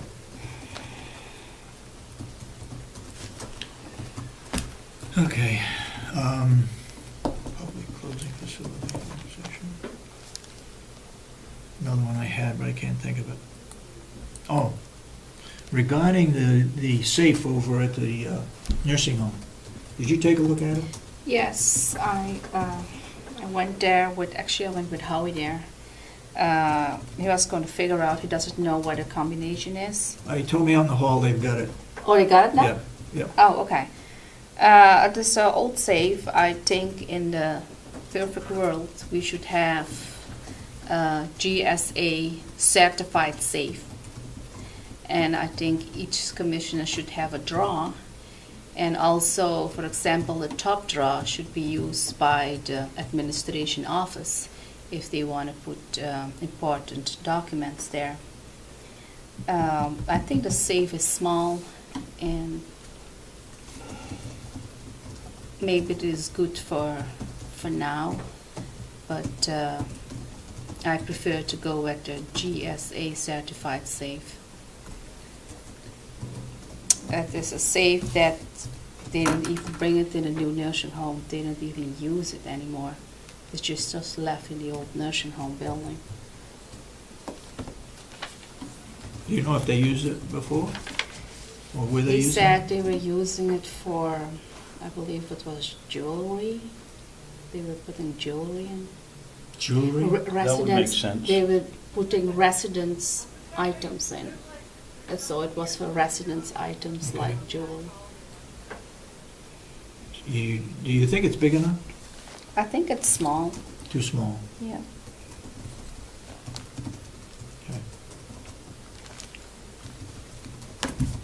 Okay. Anybody else got anything else to do in work session? No? No? Okay, we'll open up for public input then before we go into non-public. Anybody for public input? Yes? The phone system for the inmate, Yes. I don't know what the structure is of the phone system you currently have, but certainly there's a number of providers out there providing low cost for unlimited calling. Has that ever been considered? Go ahead. Couple of things, John. The reason we go this way, because I've asked the same reason, why not buy track phones? Number one, they have to be able to record the calls. They don't, but Yeah. in case something comes up 2 months from now, they have to be able to go back, know who made the call, know what the contents of the call Well, that's what was. the NSA is for. Pardon me? That's what the NSA is for. Well, maybe they could do it cheaper. But that's why we have to go with one of these systems that is able to collect the information. Think Thank further? you. Anybody else, public input? None? Anything else we brought up today? No. Seeing none, then I would, I'll make a motion, we adjourn, motion that we go into non-public session for personnel, for. RSA 91A3, paragraph 2A. Yes, Okay. exactly, that's the one. Okay. Do I hear a second? Second, Motion made and seconded, then we go into non-public. We need to roll call. Roll call. Please. Commissioner Kenney? yes. Commissioner Sorensen? Yes. Commissioner Babson? Yes. Okay. Thank you for coming this morning and your input.